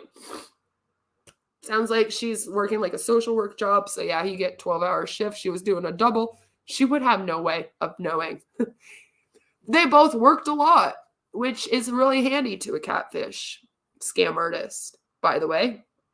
If you're busy working and then only like loving on him, then you don't have enough time to sit around thinking about how you're being catfished and scammed. Most days, Vator would text. Oh, and then you also have more money to send too, by the way, if you're working. It's more cash, you know. But yeah. Most days, Vator would text photos to demonstrate the progress he was making in Digby. They would have dinner at her place, and he would constantly be taking calls from contractors. He would be on the phone arguing about the price of a telephone pole, she says, laughing now at the brazen specificity of his deceit. Why a telephone pole? A telephone pole's gonna be too much. I don't want to pay for the telephone pole. Listen here, Bell Canada's supposed to be paying for all the telephone poles that get installed in this place. I'm not going to be paying for them when Bell Canada's supposed to be paying. We're just supposed to be renting them, damn it. This makes no sense. You don't buy the telephone poles. I used to work at Bell Canada. Bell Canada actually installs all of the telephone poles here. If you are another agency, you actually rent it off of them. So no, you're not paying for them. You're not. When you're a contractor, you're not putting the telephone poles in, okay? You're not building a house and also putting in the telephone poles. It's the phone company that does that. And they pay for it with the government, the city, you know, like, sir, you need better lies. Anyway, Andrea has been reading a lot since she learned the truth about Vator, this asshole. Malcolm Gladwell's Talking to Strangers taught her about truth default theory, which is essentially the fact that humans are programmed to believe that other people are telling the truth, particularly if they happen to be idealistic and moral themselves. So if you are someone that is authentic and genuine and you often tell the truth, you don't think other people are lying. And I actually have experienced this myself. I don't question other people's stories because when I tell stories about myself and my life, I'm literally just reiterating a story that actually happened. For years, it took me years to realize that people actually make up stories in their lives. So that's why I kind of wanted to do this too, because I have to tell you, like, I was that person that would not question other people. And when you're that type of person, you can fall for scams more. It makes sense why I fell for religious cults in the past. Makes sense why I fell for MLMs in the past. Like I said, I almost fell for a romance scammer once, but I got smart and I was like, no, sir. No, sir. But this is the thing, is that when you're authentic and genuine about your life and yourself, you don't think other people are not being genuine and authentic as well. So it takes a little bit of time for you to kind of realize, like, yo, just because I tell the truth and I'm authentic and I'm who I say I am, does not mean that this person over here is who they say they are. And maybe I should be questioning some of their stuff. It's a very weird place to be in when you realize that. And this is what she's going through. She's going through that whole realizing it. I'm with you, girl. I'm with you. I'm just a little bit ahead. Maybe we're on the same page with it. But yes, I get that. Completely get that. Looking back, she sees now how the stolen backpack and the unproven medical claims were warning signs. But in that moment, her brain doesn't go there because you're thinking, Listen, I would never, like, who's going to lie about having their backpack stolen? There's no way someone would lie about that, because you as a person, her as a person, she would have never done that to someone. So she's not thinking, oh, this dude could be lying about having his backpack stolen. It probably didn't happen. He's probably trying to scam me, because she's thinking, oh my God, it's so awful he had his backpack stolen again, because why would you lie? That's kind of like the issue with this kind of thing, is that that's how people get taken a lot, is by that. So everyone needs to go and read Malcolm Gladwell's Talking to Strangers.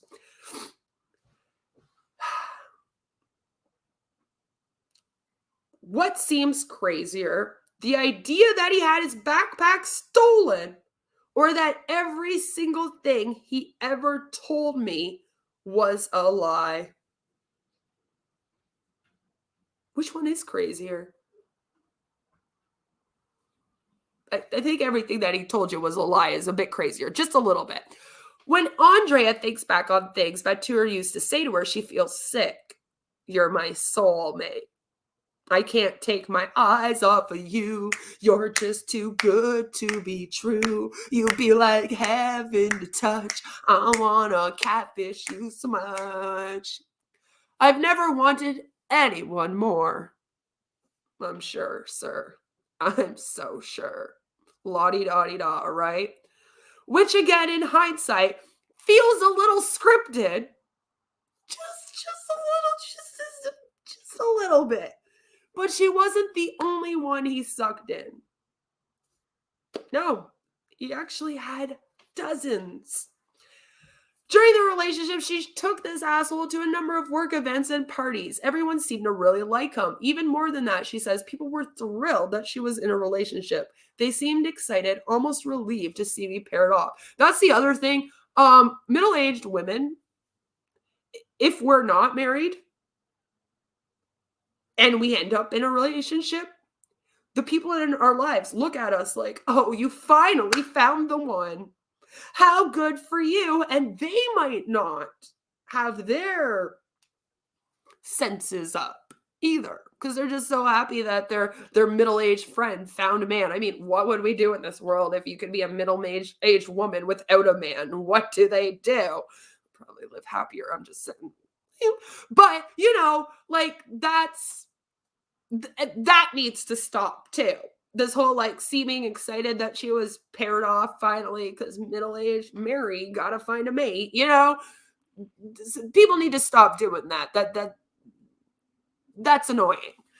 Their relationship lasted for just over 5 months, which is not that long for an adult relationship.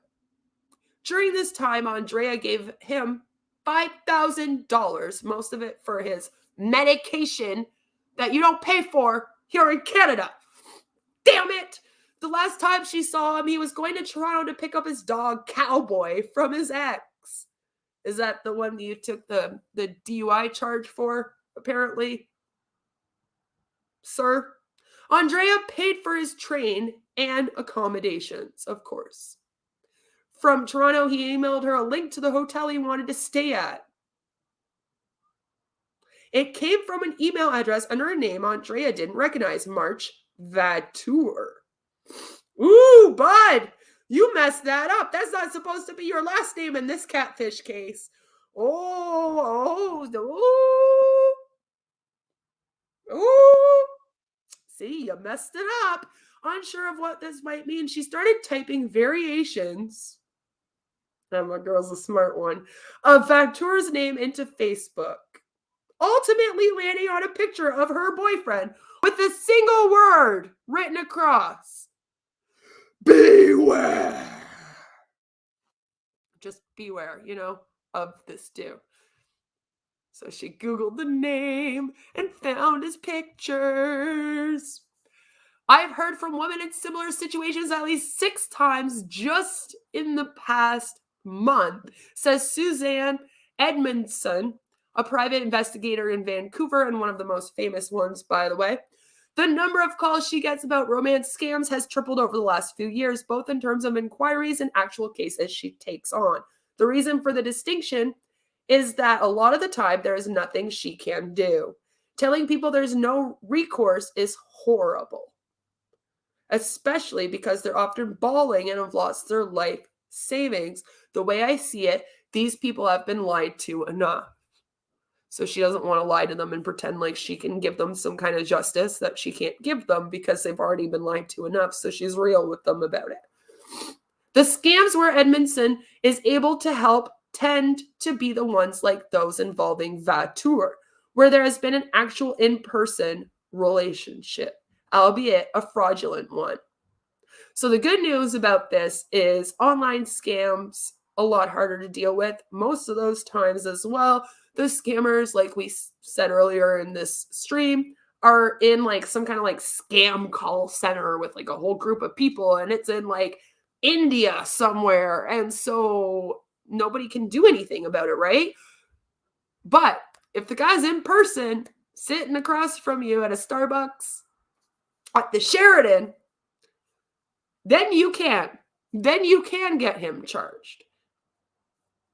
If the scammer has used a real name or has a lot of online aliases, she can run a background check and hopefully find a criminal record and track them to an address, perhaps even locate assets. Then their victims can serve them with a small claims charge, which is about the only way that you can get your money back. This may or may not cover the full extent of the law. So in Ontario, which is where I am, for example, small claims max out at $35,000. So you can only do a small claims on someone for $35,000 and under. If you're owed more than that, oh well, too bad for you. It's often the best of the three available options, the other two being civil or criminal charges. Victims of romance fraud can and should make a complaint with the police, but actual criminal charges are rare. Numerous victims and experts I spoke with say that just getting the authorities to take a complaint seriously can be a challenge. I can't tell you how many of the women I talk to have been laughed off the phone. And it's true. It's because a lot of times they look at it as, oh, what? You just had a bad relationship, a relationship that went bad. And not, this guy actually tried to scam you. When Rosie went to the police, she was told that yes, Marcel Andre Vator was a fraudster with a lengthy record of complaints. But since she had sent him the money while they were dating, proving criminal activity would be difficult. With a lot of cops, there is the idea that romance fraud is more of a civil matter, right? Kind of like getting a divorce. It's a civil matter. The cops don't want to get involved in that shit. A dispute between two people rather than a criminal violation. And that's coming from Lisa Terrell. And she's a senior civil litigator in Halifax. But this doesn't really add up. If I donate $10,000 to a phony charity, the fact that I was duped wouldn't change the fact that a crime had been committed. Why doesn't the same logic apply here? That's a good point, you know? I guess you're technically pouring money into a phony man, a phony relationship. Is it a civil relationship dispute if the person you're in a relationship with is not who they said they were? I feel like that is a crime. You know? A representative for the RCMP told me that in cases where there has been a personal relationship between a victim and a fraudster, it often comes down to he said, she said, which does a good job of demonstrating the mentality that Vator's victims are up against. Sergeant Guy Paul LaRocque, RCMP acting officer in charge of the CAFC, says that in instances where there is enough meat, there is the possibility of obtaining a nationwide warrant or even launching a federal task force. Is there a threshold for the amount of money lost or the number of victims impacted that might qualify as sufficient meat, I ask? He says these matters are looked at on a case-by-case basis. So in other words, if someone steals your entire life savings, all your retirement money, every cent you own, that's probably enough meat The paradox is glaring. In order to get charges taken seriously, there must be proof of significant damages and multiple offenses. So basically, he has to be a serial catfish. But proving that would likely require federal coordination, which only happens when a crime is taken seriously. It's not just romance scams that come against this hurdle. Our legal system is weighted towards jurisdictional governance for all kinds of reasons. And yet, if this guy was going across the country robbing banks, I'm pretty confident we'd see a more coordinated response. And that's interesting because, I mean, technically he's just going across the country robbing women. The difference, she says, lies at least partly in a historically patriarchal justice system where domestic crimes, read crimes against women, have often been discounted. Now, this is where I have a little bit of a problem with Chatelaine, because my whole thing is that men also deal with this. So to me, it's a crimes against people. Less than 40 years ago, it wasn't considered legally possible for a person to be raped by their spouse. Very true. And even today, emotional pain and suffering don't get the attention they warrant. Emotional abuse and mental abuse is extremely hard to charge, even still here in Canada, for domestic violence. So that's kind of what they mean with that. After realizing she had lost her life savings, Jody spent several weeks in a downward spiral of depression and self-medication. She lost income and feared for her safety. I wasn't sure if I was going to survive, she says. Some victims of romance fraud don't. In 2018, a woman in Delta, BC, trigger warning, died by suicide after she was defrauded of almost $1 million in an online romance scam that rolled out over 2 years. And that just goes to show how psychologically damaging this can be for somebody. Victims who have been intimate with their scammer must also contend with the feeling of having been sexually violated. Currently, Canadian courts hold a narrow view of the kind of fraud that would override consent. Romance scams don't meet the court's criteria. The issue is one of slippery slope. People inflate and lie about their income, background, and marital status all the time in intimate encounters. So where do you draw the line? Which is a legitimate concern, says this Janine Benedict, a law professor at the University of British Columbia who specializes in criminal sexual offenses. Still, she wonders whether other biases may be at play when assessing the credibility of romance scam victims. When women make a claim, we're proving the crime requires that we believe them. There is a historic pattern of skepticism and of questioning their motives. It's like when you charge someone for sexual assault, and then when you're on the stand, they say, but were you drunk at the party? Were you wearing a skirt? Have you had lots of lovers in the past? Like sexual assault victims, the victims of romance scams often feel blamed for their perceived participation. And it can feel like sexual assault when you have sex with somebody and you do not know who they are, or they lie to you completely about who they are, their name and everything. Rosie says she was humiliated and dismissed by police in a way that felt gender specific. You're hoping you're going to be able to get some justice, and essentially what you hear back is, well, you shouldn't have been wearing that short skirt. Well, you shouldn't have given the catfish money. It was Andrea's idea to take their manhunt public. Well, go Andrea! Woo! We're rooting for Andrea here. In March 2019, she launched Stop the March Madness campaign, an online publicity blitz with 3 objectives: to raise awareness about the prominence of romance fraud, to provide support and community to victims, and, of course, to catch the dirtbag who did this to them. They got a few tips from women who had been out with Vator in Toronto, but nothing particularly useful until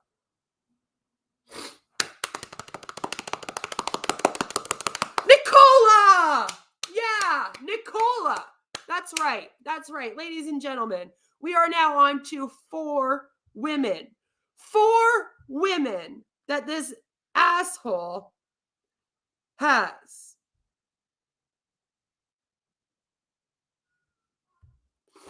It doesn't sound like this guy has. And that's the other problem too, right, Joe? Is even if they take these assholes to civil court, they're scamming them for money. So you can't draw blood from a stone. And that is often one of the awful things about this. Right? That's like part of the problem. That's why these women can't get any. But yeah, we are on to woman number 4 now with Nicola. And Nicola is a 28-year-old backpacker. And she was visiting Toronto from the Czech Republic on a 12-month work visa. And first met, he has a new name. His name is now Mark. Mark. The mark of the catfish. At a hostel in North York in March of 2019. She remembers wondering why a helicopter pilot with a substantial military pension would have chosen such a modest living situation. Good question. That's a good question, Nicola. I wish that would have been the red flag that you needed, but, everyone there seemed to know and like him. And he told her he was just not a flashy guy. That's why he keeps his gold bars in the security deposit box at Vietnam, Nicola and Vator were never a couple. Thank God, our girl didn't quite get there. Instead, he said he could get her a well-paying job working as his assistant. When she mentioned her plan to drive to BC, Vator showed her a photo of his beach house in White Rock. I guess he just got that he had been meaning to get back to. He just hasn't gotten around to getting back to it yet. He's just living at this hostel for now in North York, He'll get back to White Rock, to the big old mansion soon. Don't worry, guys. Don't worry.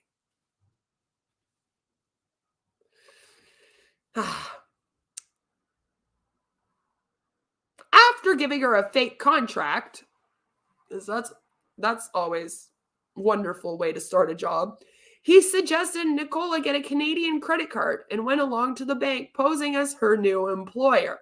Over the next 3 weeks, he racked up $5,000 in charges on her card and stole another $500 by depositing an empty envelope into her bank account.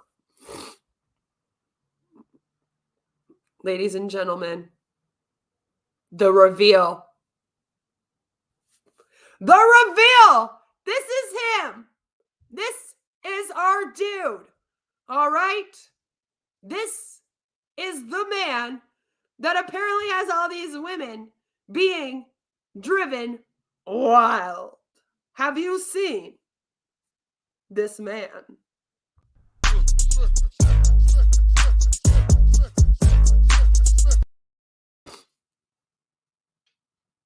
Have you seen him? I haven't. Thank God. Thank God. But this is him. This is our lovely Andre March. Basically, he's just taking short forms of Marcel or using his middle name, right?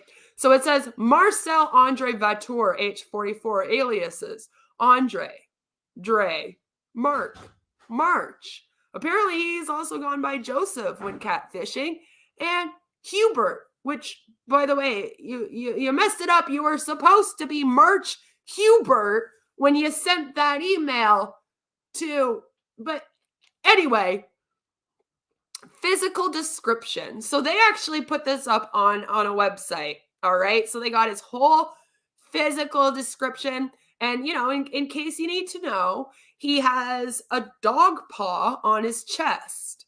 And he also has a maple leaf on the back of his right calf.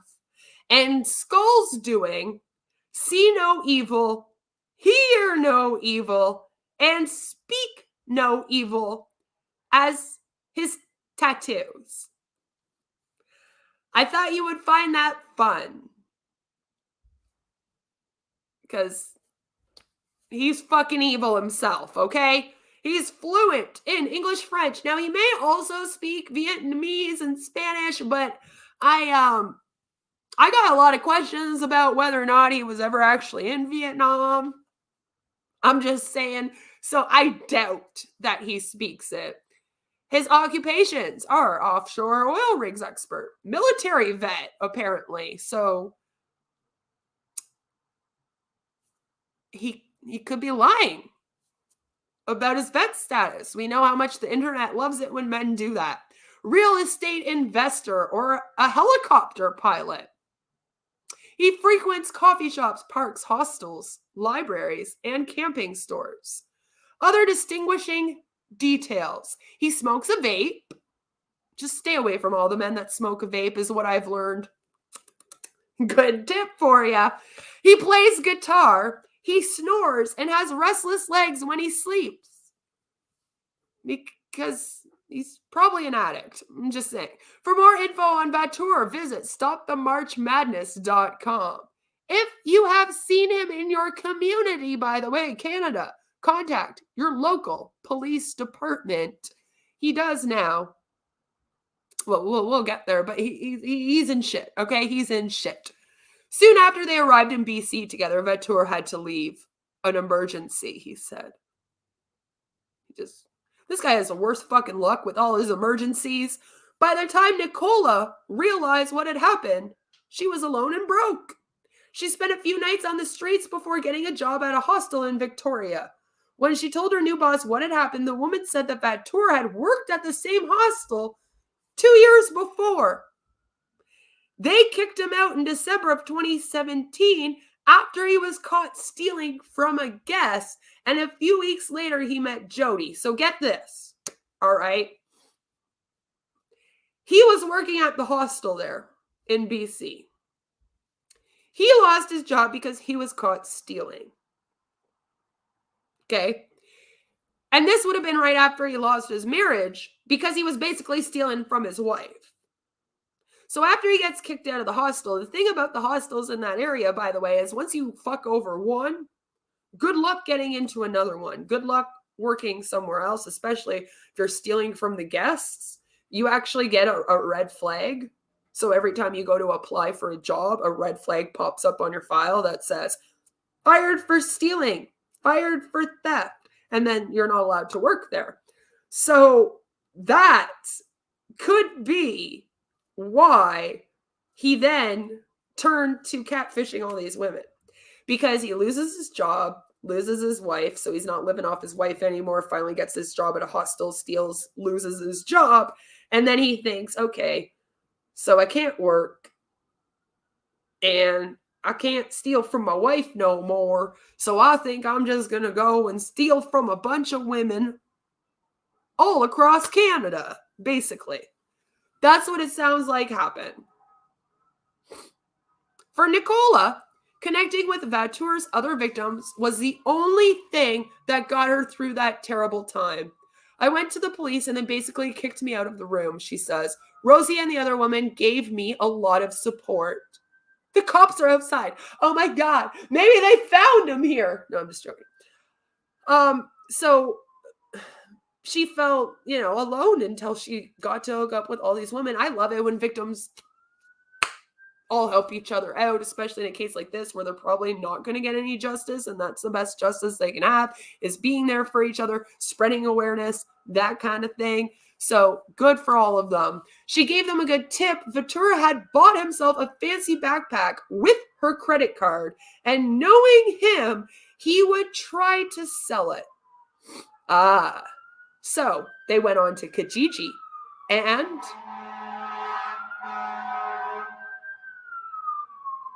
it's the fire trucks. We got the fire trucks.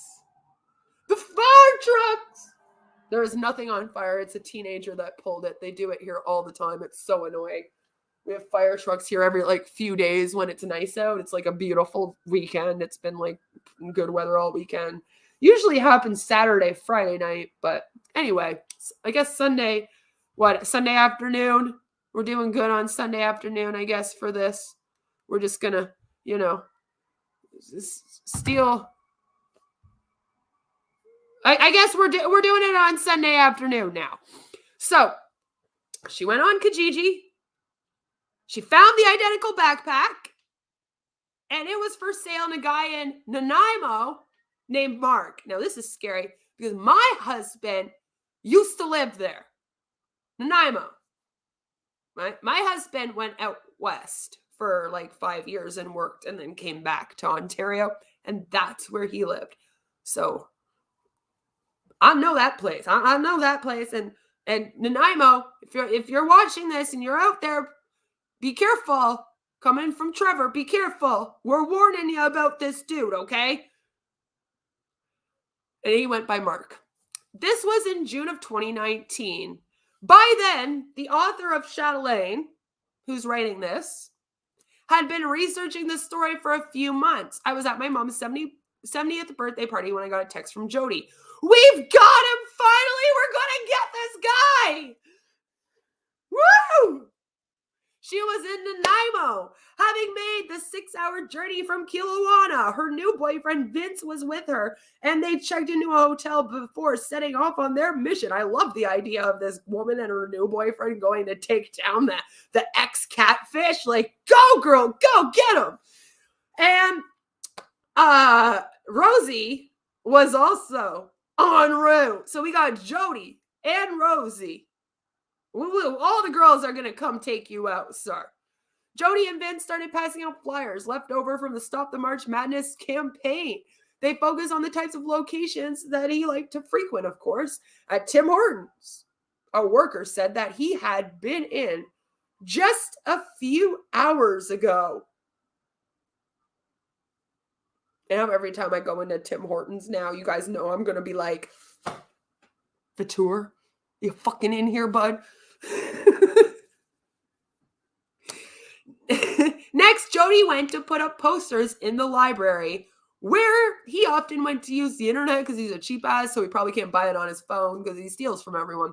While Vince waited outside, killing time, he showed a flyer to the guy standing beside him who responded, "Oh yeah, sure, that's Mark." He was living just a few blocks away at the Salvation Army. So yes, this guy, he likes the Salvation Army. He likes hostels. He likes the homeless shelters. That's where he lives. At this point, Jody had spent more than a year fantasizing about coming face to face with a guy who nearly ruined her life. I wasn't looking for an apology or anything. I just wanted him to see that he hadn't broken me. I would have probably wanted to punch him in the face, but that's just me. Just as she and Vince walked through the door at the Salvation Army, she spotted this asshole walking out in the other direction. "Hey, Dre!" "La-di-da-di-da," she said, cornering him in the reception area. At first, it seemed like he was trying to place her. I'm sure he was. This guy doesn't know who she is. He's actually there going, "Jody, is that you? I don't know. I don't recognize the girl." Really? Really? And then he looked scared. She told him he owed her a lot of money. 50 grand, asshole. Pay up. And he, of course, had a story. He had been messed up on drugs when they were together. He barely remembers anything. Like I said, all that heroin, huh? He was finally getting clean and would pay her back, he said. Another sob story, before getting buzzed into a secure area of the shelter. Because, yeah, they all have the the stupid buzzer, the Salvation Army as like one of those bulletproof glass things when you go in. I used to work in social work. I've been to many. So like they have like, yeah, like this buzzing system. So you like go in, you check in at the front desk, and then there's the bulletproof glass and everything. And then you have to be buzzed to like go in and go behind. And there's, you know, there's security there and everything. It's like that here in Ottawa as well. So basically that's what they're saying. He gave her that little story and then was like, all right, peace out. I'll be in the Salvation Army, girl. And she was like, oh, yeah, motherfucker. Well, 911. We'll see about that. Yeah. That's what happened. She says that a Salvation Army employee told her that there were no alternative exits, but according to the police report on the incident, Vator most likely escaped via a back door. The Salvation Army people really need to stop trying to hide criminals in their place. It's happened a few times now where they're like, oh no, they can't leave, and there's a back door. There's always a back door. There's always a smoking section. Don't give me that shit. Jody believes he jumped 2 stories out of a window, which, I mean, that's also possible. Either way, by the time that the police got there, he is vanished again. Just gone. He's gone again. Running on a mix of shock and adrenaline, Jody barely remembers what happened next. Back at the hotel, she was lying down when she heard a knock. Is it him? No, it's Rosie. I think we just hugged for 2 or 3 minutes straight, says Jody. It was the first time they'd met in person. That would have been kind of a fun meeting. That day in June was the last time Jody, Rosie, Andrea, or Nicola have seen or heard anything about this asshole, okay? So again, guys, I gotta ask you, if you out there, have you seen the man?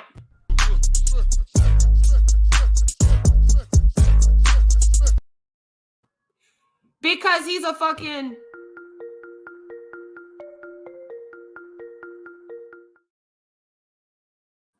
So if you see him,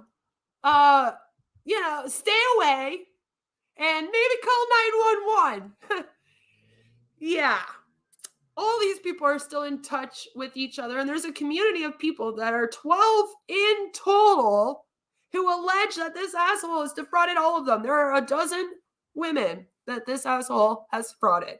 They would rather not think about what happened, but decide to share their stories in the hopes of drawing attention to what they see as an overlooked crime. And I'm hoping that by me doing this stream, we are also helping draw attention to this overlooked crime.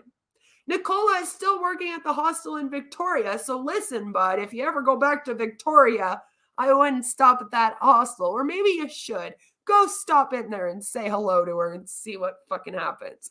And she is using her earnings to pay down some of her debt each month. We wish her all the best with that. Jody has been with Vince for 18 months at the time of this being published. She is working through her trust issues and doing her best to put the heartbreak behind her. That day in Nanaimo, when she saw the asshole, her heart was pumping pure ice. But sometimes she'll come across a photo of the two of them and she'll feel a sudden rush of affection. It's only for a second. I have to knock myself in the head and remind myself of who he really is. That part is worse than losing the money, although not as bad as the shame. And once again, I'm going to say it like I always do whenever I talk about scams. You have nothing to be ashamed about. If you are the victim of a catfish, you're the victim of a scam, you are not the one who should be carrying this shame at all. This asshole should be the one carrying the shame for what he did to you. You have nothing to feel shame over. Andrea has taken a self-defense course. Yeah, go Andrea. She might be my favorite, I'm going to say. And installed a new security system at her home. For a woman who runs into burning buildings every day, the vulnerability has been the hardest thing to accept. And that's the thing. If you are a tough bitch, it's really hard to be like, yo, I was vulnerable in this situation and someone took advantage of me. I know about that. I remind her of how she said everyone was so happy to see her paired up. That's what society wants to see, she says. Rosie is back together with her husband.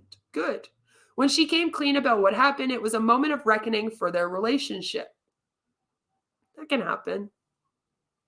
She doesn't blame anyone but Vator, but says that maybe if she had felt listened to in her marriage, she wouldn't have been so susceptible to his charms. It's a good point and maybe a key thread to this entire story. I have a problem with people being like, well, maybe if my partner had treated me better, maybe I wouldn't have gone and cheated. It's still on you. You're still. Anyway, romance scammers are master manipulators who target, groom, and exploit innocent victims. But our culture has its own role to play. Invisible woman syndrome or invisible man syndrome, it can be both, by the way, describes a phenomenon wherein women and men are ignored after they reach a certain age by potential employers, by suitors, and by bartenders. I'm not an alcoholic, though, so I don't really care about that last one. No longer imbued with youth or fertility, or as Amy Schumer would say, because that's who I want to quote right now, is fucking Amy Schumer. Fuckability. Did she coin the term fuckability? I feel like we had the term before her. Just saying. We have ceased to serve our biological purpose and are deemed less valuable. And then along comes a person who sees you and appreciates you and promises to make all of your dreams come true. Who wouldn't want to believe in that? Who wouldn't want to believe in that? So, just one more time. Have you seen this man? This is him. This is the man, the catfisher of Canada. Actually, that's a good name for him. We should just call him the catfisher of Canada.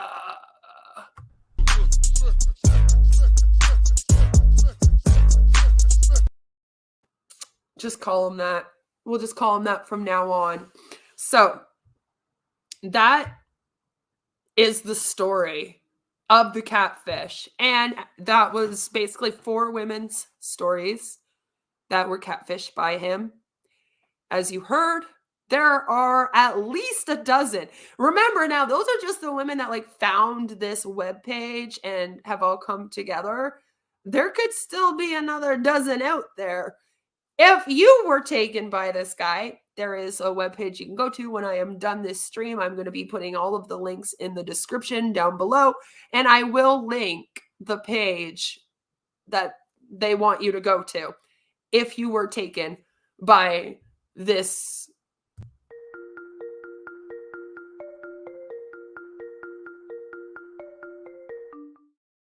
All right. So I need a quick little break, and then we are going to be getting into how do we protect ourselves and why is it harder for men to speak out over women? I mean, why is that a thing? It is kind of funny to me that the article that we read through was a little bit how do you say, sexist, if you will. I feel like it was a little bit sexist in terms of how it was like brought up. They talk a lot about how, like, oh, how do I put it? How women are seen as this, and women and oh no, poor women, but they seem to forget a lot about the men. And so I would just really like to also talk about men, but I'm a smoker and I'm going to die if I don't go smoke. Hold on. I'm trying to figure. There we go. Ha, I figured it out. Oh, my life. So, we're going to take a little bit of break, and then we are going to come back and we are going to talk about that. Like, yeah, let's do it.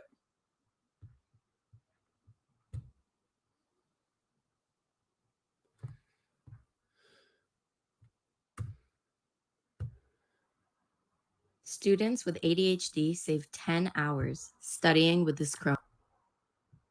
Oh man, I miss my fucking having my. Extension. But I no, miss by all means, having go my ahead. premium. Yeah, save a few seconds. I have to do a lot of reading for my job, you know, emails, reports, write-ups, but sometimes reading can get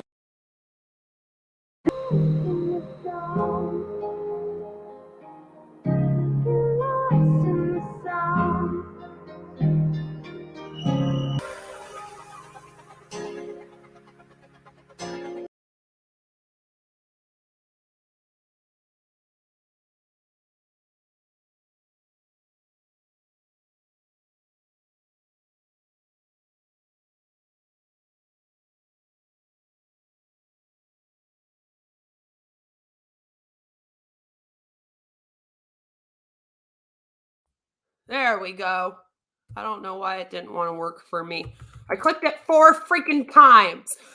Thank you. Thank you for waiting. I had to use the little girl's room. And now I would like to talk about why. I would like to talk about how we can better protect ourselves from romance scams. And then I would like to talk a little bit about why it's harder, I guess, for men to report than women, and why this seems to be a little bit sexist. I think it's a little bit sexist. I would call it sexist. I don't know. I feel like whenever this is discussed, it's like, yes, women are catfished and it's sad, but then if a man's catfish, it's seen as funny. So, you guys know how much I love the Federal Trade Commission website. So, the best place for us to go to get information about what we need to know about romance scams would be the Federal Trade Commission website. So, this is everything we need to know to protect ourselves. It says millions of people turn to online dating apps or social networking sites to meet someone. But instead of finding romance, many find a scammer trying to trick them into sending money. Read about the stories romance scammers make up and learn the number one tip, okay? So, Looking for love in all the right places? no, we don't want to play that. Thank you very much. Romance scams reached a record of $304 million in losses. One sec.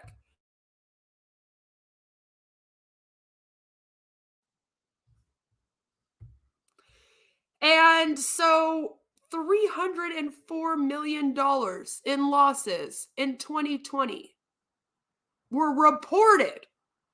So again, remember, not everyone reports. It says only 5 to 15% report. So times that by 15, and that's probably the actual, I'm just saying. That's up about 50% from 2019. Romance scammers create fake profiles on dating sites and apps or contact their targets through popular social media sites like Instagram, Facebook, Google Hangouts, Tumblr, Tinder, whatever. The scammers strike up a relationship with their targets to build their trust, sometimes talking or chatting several times a day. Then they make up a story and ask for money. So they often say that they're living or traveling outside of the United States, Canada, wherever they are. And they say they're working on an oil rig, apparently is a really big one. So, you know, those of you in Alberta, BC especially, need to worry about that. One sec, guys.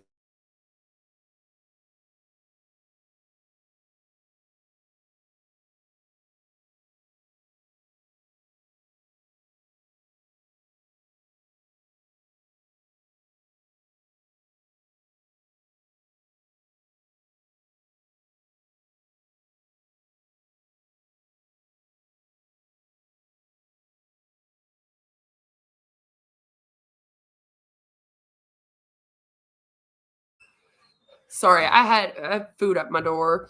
So, working on an oil rig is apparently one of the main things that they use. So people that are in BC, Alberta, where all the oil rigs are, be careful for that. Being in the military is another one, or a doctor with an international organization. Basically, anything that involves traveling a lot, right? You can move around to different oil rigs. When you're in the military, you're always going from place to place to place to place. Military people get preyed on so much, like even with the MLMs, right? They like military spouses a lot because they move around a lot. And so this is an easy thing to say, like, oh, I'm from the military. That's why I don't have a home. I move all around, and that kind of thing. They also ask their targets for money for every single reason. But one of the main thing is for a plane ticket or bus ticket or train ticket or other travel expenses, right? Like, oh, I need money for a hotel. I just had my wallet stolen from me, even though I showed you my driver's license in it an hour ago, but to show you the ugly picture, but I all of a sudden had my wallet stolen and I need to pay for the hotel tonight. Surgery or other medical expenses is a huge one. So if you are ever talking to somebody and they are immediately telling you about their health problems and whatnot, maybe just kind of keep that in mind, so that if it ever does come up, if they ever ask you for money for medical expenses, especially here in Canada, since we don't pay for a lot of our medical expenses here, it's a red flag. Pay customs fees to receive something like, a whole bunch of gold bars in Vietnam.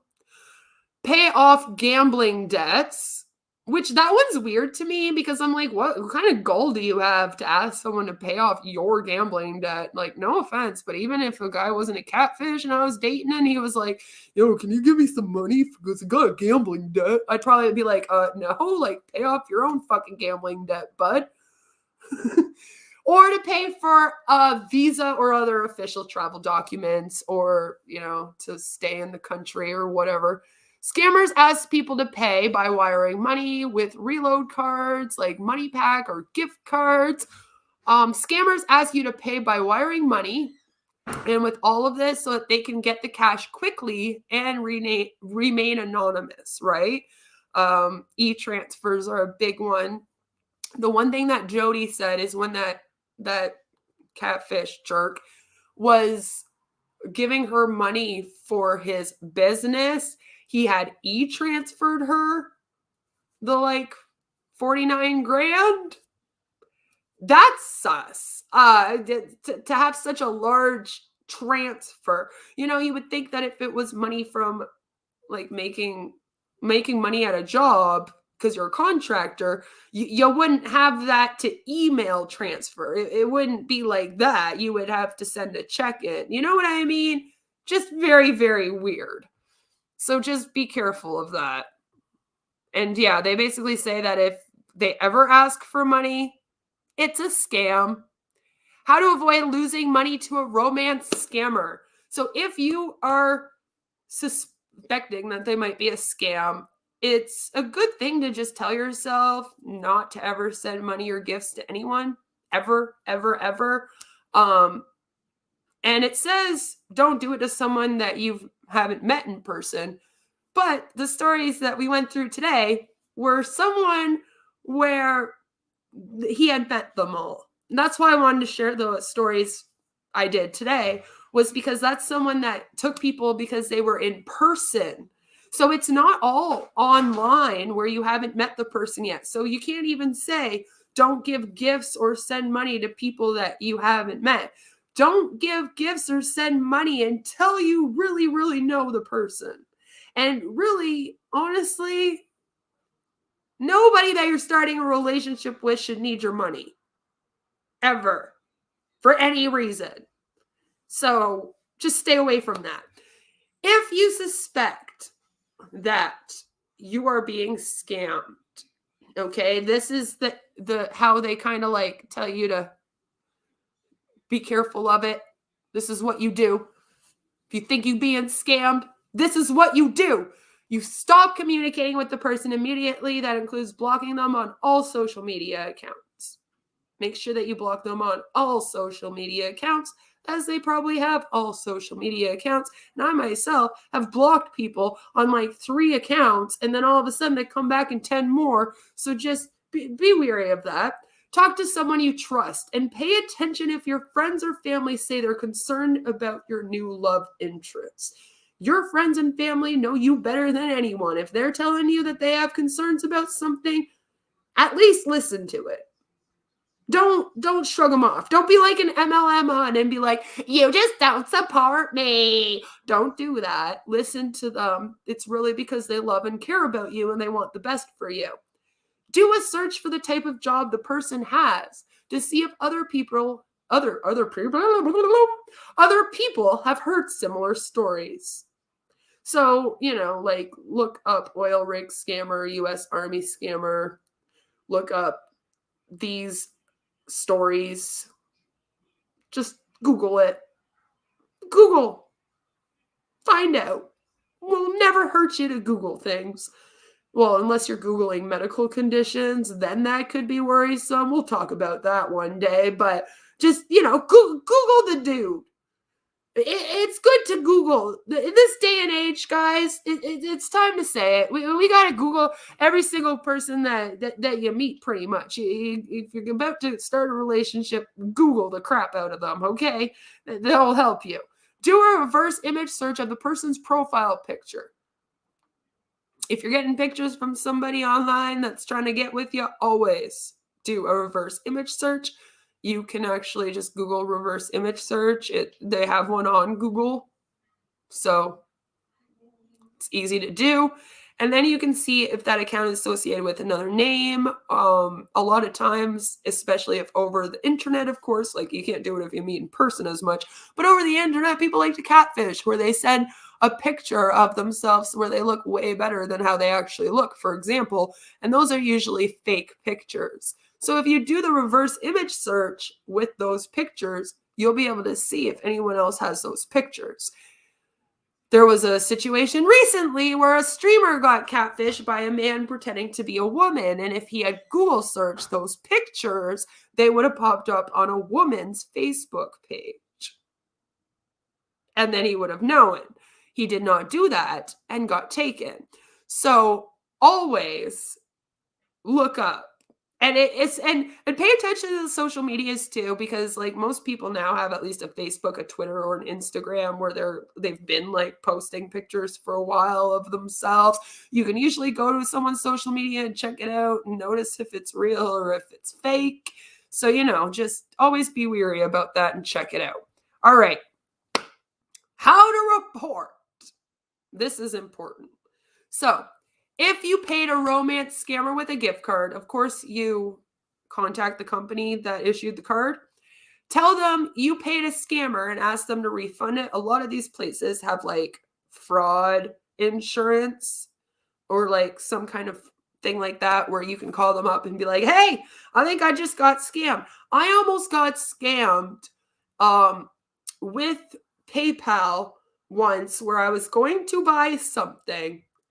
And just as I was clicking to pay the person, and I had like just clicked it, right when I was clicking it, I found out that this person was a scammer. Like it kind of like popped up at the same time. I had somebody write me and be like, hey, this person didn't send me the item, blah, blah, blah. They're a scammer, yada, yada. I was like, oh no, I just sent the money for fucking something. I got to go get that shit back. So I went to PayPal, I got a refund, and they refunded me my money right away. So there are ways that you can do that. You can get a hold of any of these companies, gift card companies, banks, whatever, and be like, hey, I might have gotten scammed. It's also really good, I'll say it again, to have the fraud protection on your account at the bank. They usually have a theft, fraud, whatever, scam protection.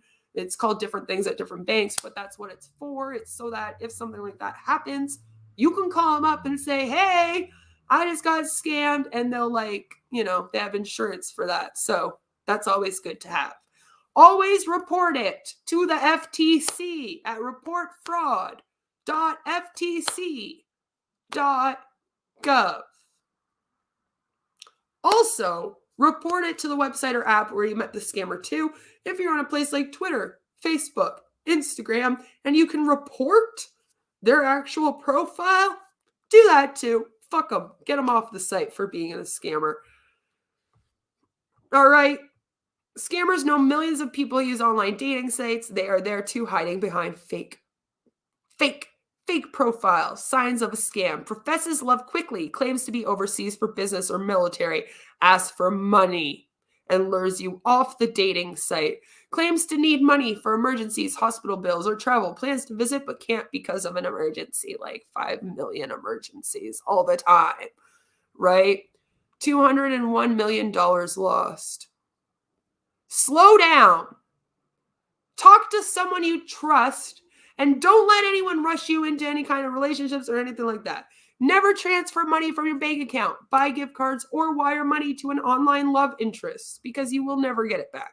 Contact your bank right away if you think you've sent money to a scammer. Like I said, usually they have insurance for that kind of thing. Always have it. To report your experience to the online dating site, Federal Trade Commission, Federal Bureau of Investigation, IC3.gov.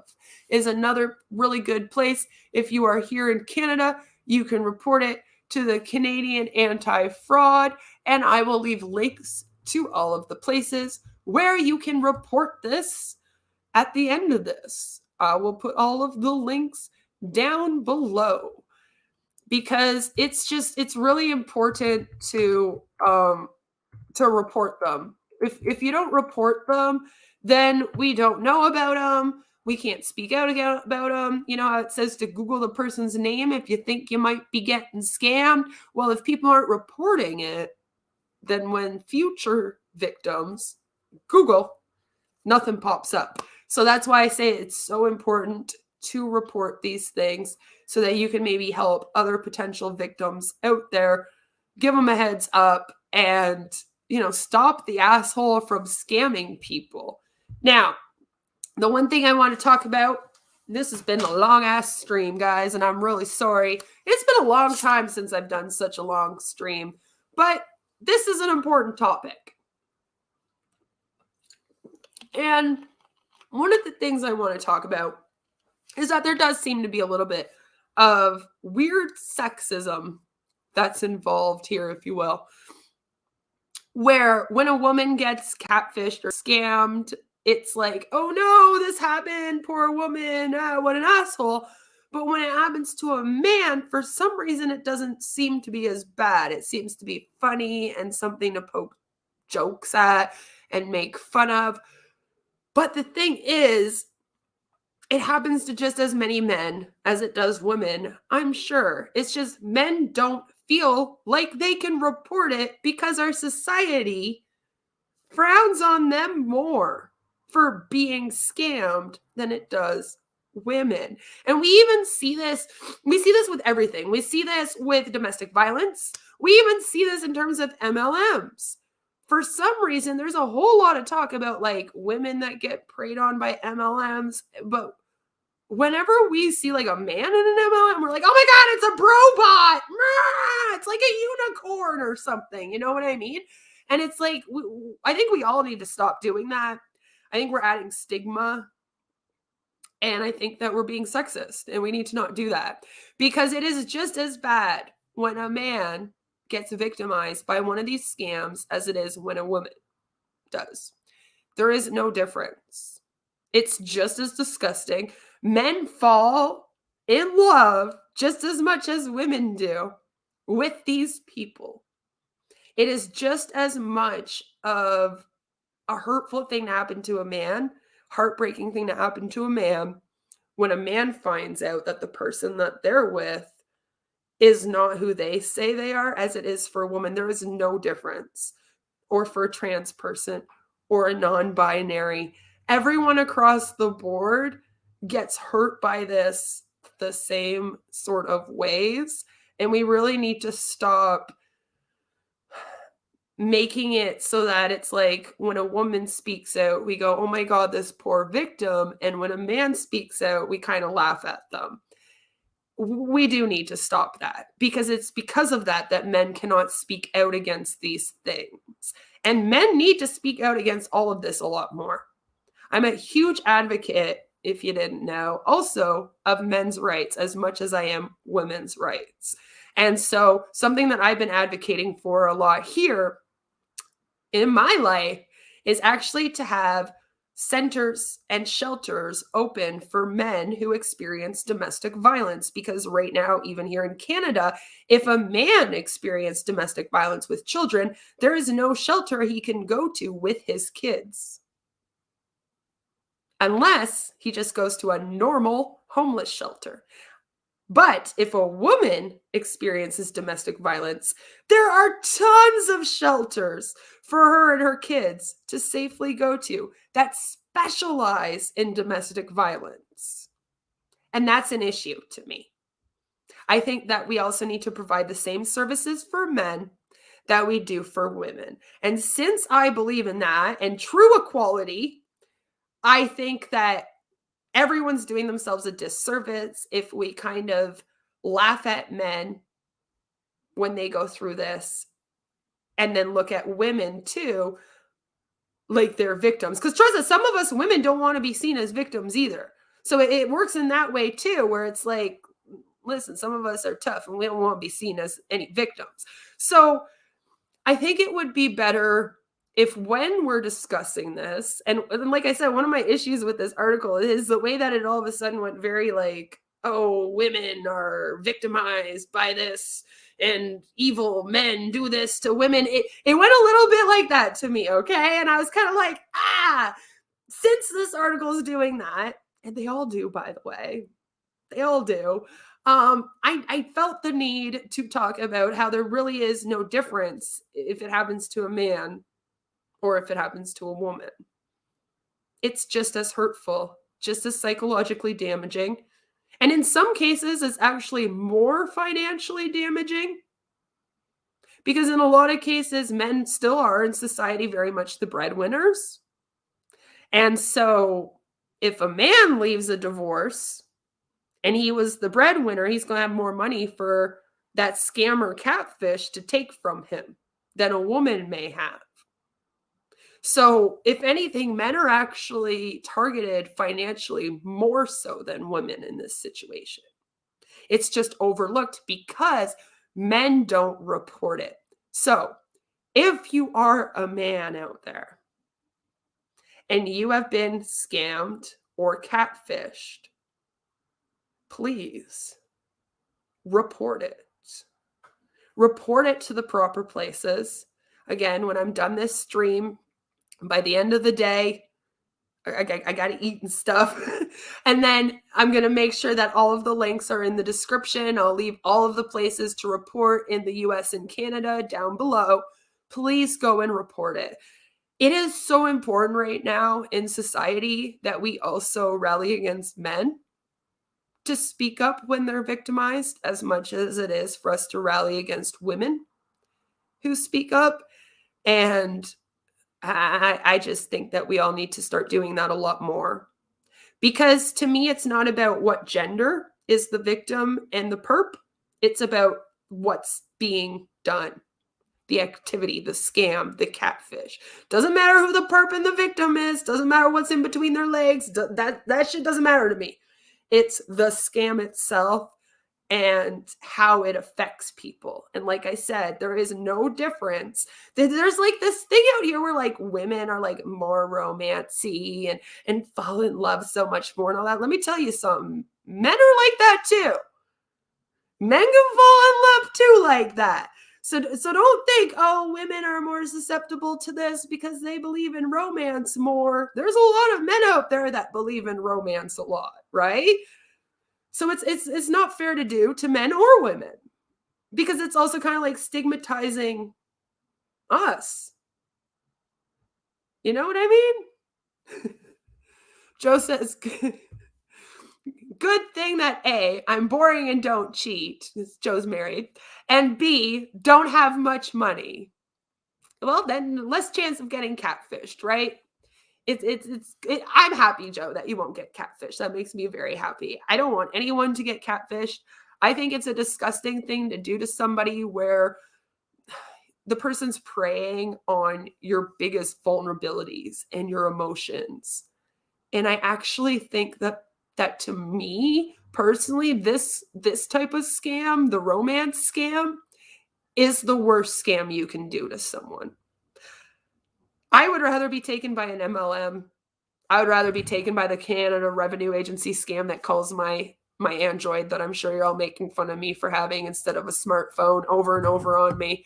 I would rather get taken by any of those scams for thousands of dollars before I have somebody lie to me about everything they are, get close to me as a person, make me like have feelings for them, and then end up not at all being who they said that they are. We've all experienced that with some crappy kind of dating, like I said in the past, where you're like, you find out more about the person and you're like, oh, this person isn't all I thought they were.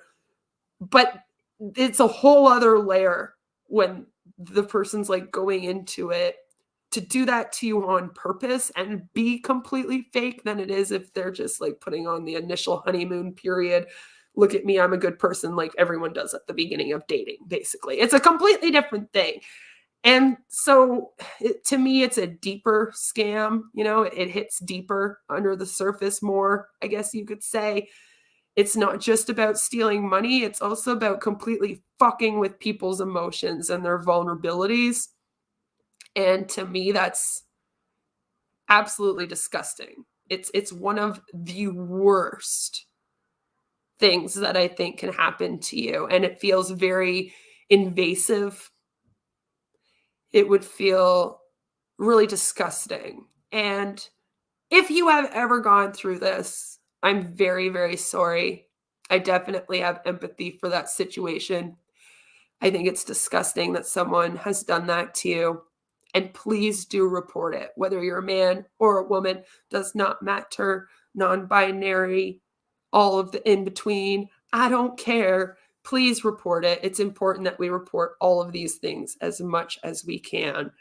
And yeah, I guess that's really all I have to say about that. I gotta just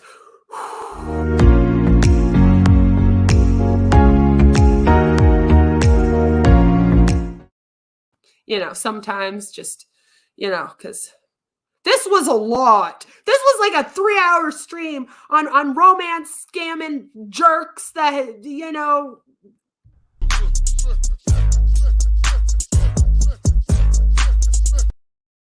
and people that are just completely stinky poo. And they're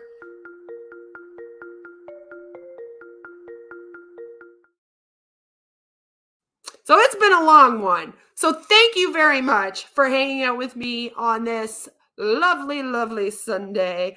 I'm going to go and eat some lunch and thank God that I am married and that I am never going to be scammed by this asshole ever.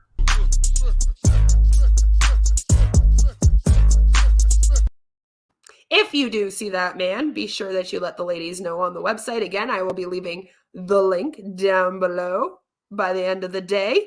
And no matter where you are, what you're doing, I hope that you have a fabulous, fabulous rest of your weekend. Take care. I will see you in the next one, which is going to be Monday. I'm going to have an r/anti-MLM video out on Wednesday. I'm going to be streaming and we are going to be talking about some fun flat earth stuff. It's been a while since I've done that, so I'm kind of excited. And then Saturday, we're skipping Friday this week. And Saturday evening, I'll let you know more info. Pay attention to the community tab, like always. We are going to be premiering my video on Jonestown. It's going to be the Pseudoscience and Cults documentary series on Jonestown. So you're not going to want to miss that.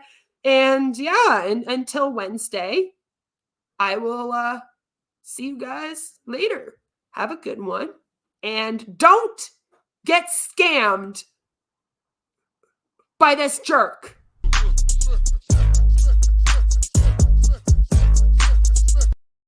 All right, guys, have a good one. Bye.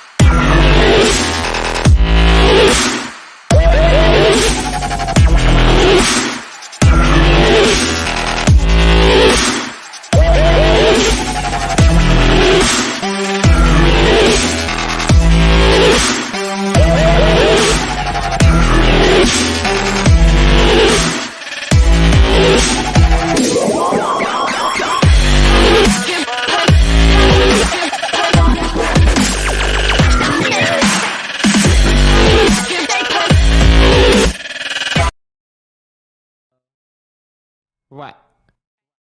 Who the fuck are you? I'm a